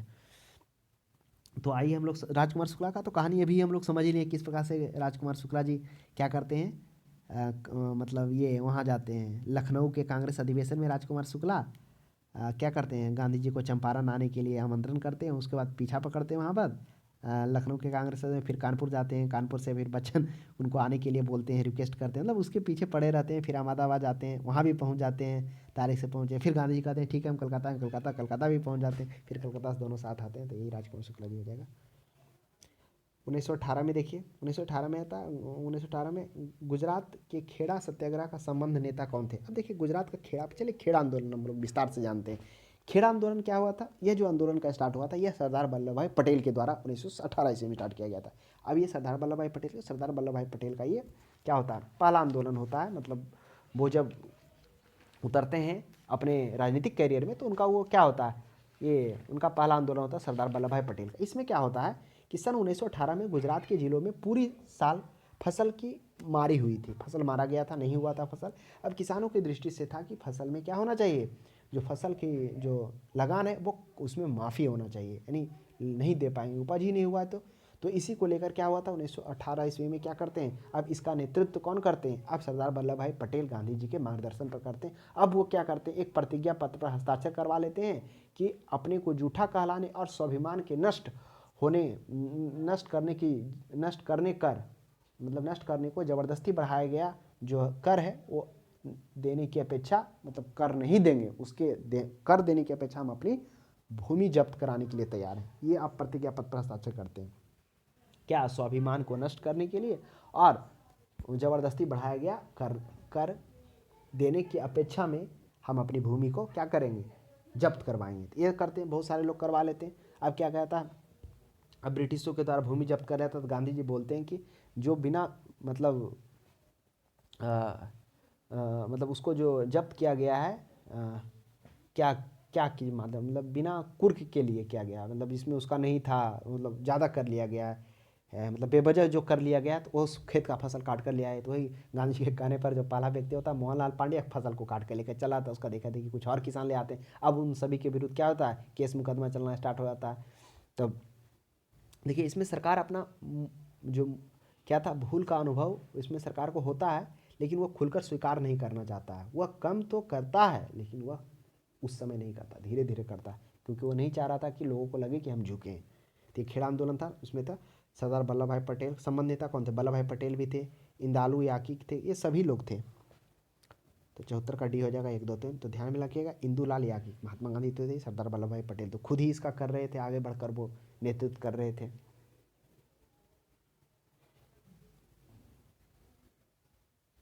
नेक्स्ट देख लीजिए 74 में उत्तर प्रदेश किसान सभा। अब उत्तर प्रदेश किसान सभा, चलिए आ जाइए, इसे समझ लीजिए, इसे समझिएगा तो 5-6 प्रश्न बनेगा।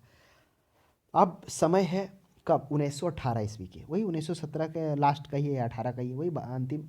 1917 में क्या होता है, पंडित जवाहरलाल नेहरू, मदन मोहन मालवीय और गौरी शंकर मिश्र, ये तीनों के द्वारा क्या कर दिया जाता है कि उत्तर प्रदेश किसान सभा का गठन किया जाता है। यह 1918 में वही किया जाता है। इस सभा में जो है वो अवध के सर्वाधिक क्या होती भागीदारी होती है। उत्तर प्रदेश किसान सभा अवध यूपी में ही है, तो उसमें सबसे ज़्यादा लोग इसमें अवध के ही होते हैं। अब क्या होता है, इस सभा का मतलब इस सभा में अवध की भागीदारी अधिक होती है। यह किसान सभा किसानों के हक में ब्रिटिश हुकूमत के सामने मांगे रखती थी। यह जो किसान सभा था उत्तर प्रदेश, क्या किसके हक में, ब्रिटिश के हक में, अधिक के हक में, किसानों के हक में, ब्रिटिश के विरुद्ध क्या करती थी, ब्रिटिश हुकूमत के सामने मांगे रखती थी और दबाव डालकर उसे मंगवाने का काम करती थी। इसलिए इसका गठन किया गया था। अब क्या हो जाता है, बाजी मांगे जो भी होता था मंगवाती थी। 1919 के अंतिम में किसानों के जो संगठित थे, यानी जो आपस में किसान थे, जो मनमुटाव था वो खुलकर सामने आया। कब, 1919 ईस्वी में। और वही 1919 ईस्वी में खुलकर सामने आता है। और उसमें क्या हो जाता है, संगठित जो प्रतापगढ़ जिले होता है, उस प्रतापगढ़ जिले में क्या हो जाता है, पहला जो होता है नाई धोबी बंद, यानी जो होता है सामाजिक बहिष्कार के रूप में, जितने भी जो छोटे होते हैं नाई धोबी बंद, सामाजिक बहिष्कार संगठित की पहली कार्रवाई की घटना वह सामने आती है। अब जैसे ये सामने आती है, लेकिन जो क्या थे, खिलाफत आंदोलन के सवाल पर उत्तर प्रदेश किसान सभा में तीखे मतभेद भी थे खिलाफत आंदोलन पर।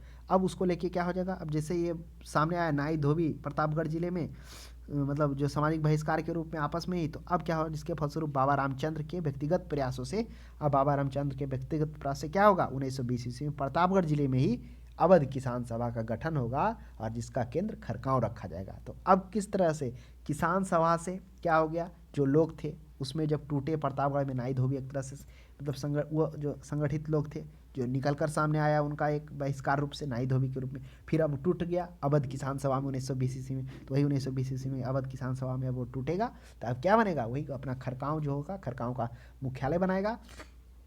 अब क्या होगा, अब देखिए एक और घटना होगा। अब क्या होगा, इस तरह से अवध किसान सभा में अब क्या हो जाएंगे, वो सभी नेता जो यूपी किसान सभा में तो धीरे धीरे इसमें आ जाएंगे, बाबा रामचंद्र, गौरी शंकर, मादा बदल पांडे, सभी आ जाएंगे। एक महीने के भीतर उत्तर प्रदेश किसान सभा के सभी इकाई अवध किसान सभा में शामिल हो जाते हैं। अब क्या होगा, अब क्या हो जाता है कि अब उसमें से क्या कहा जाता है, एक और घटना होता है। देखिए क्या होता है कि ये लगानों को बढ़ा दिया जाता है ना, एक लगान होता है, देखिए ना भूल रहे हैं, यानी कि अवध लगान नियम पारित किया जाता है, जिसमें लगानों को बढ़ोतरी कर दिया जाता है ना, अवध लगान नियम 1921 ईस्वी में आता है। अब बढ़ोतरी के खिलाफ में क्या होता है, हरदोई, बरचाई, सीतापुर जिले में एक आंदोलन होता है। अब एकाएक जगह है, उसमें से किसान संगठित होकर एक धार्मिक पंडित को बुलाकर गंगा नदी में मतलब कहीं एक तरह से धार्मिक प्रतिज्ञा लेते हैं कि हम बढ़ा हुआ कर नहीं लेंगे, जो भी मतलब समय पे ही कर देंगे, इस कर के बदले में हमें रसीद चाहिए, इस तरह से संकल्प करते हैं और वही एक आंदोलन कहलाता जो 1921 से 82 में। तो ये था, ऊपर से नीचे तक कहानी था जिससे प्रश्न पूछे जाते हैं। क्षेत्र में तो हम लोग देख ही लिए थे, है ना। हम मोपला विद्रोह रह गया और शेष रह गया 77 तक। तो चलिए इसका हम लोग कहेंगे, ऐसे ज़्यादा क्लास लंबा हो जाएगा, तो आज के लिए इतना ही। अब हम लोग किसी अगले क्लास में मिलते हैं, तब तक हमारे क्लास को देखने के लिए धन्यवाद। बाकी शेष को हम लोग देख लेंगे किसी नए टॉपिक के साथ।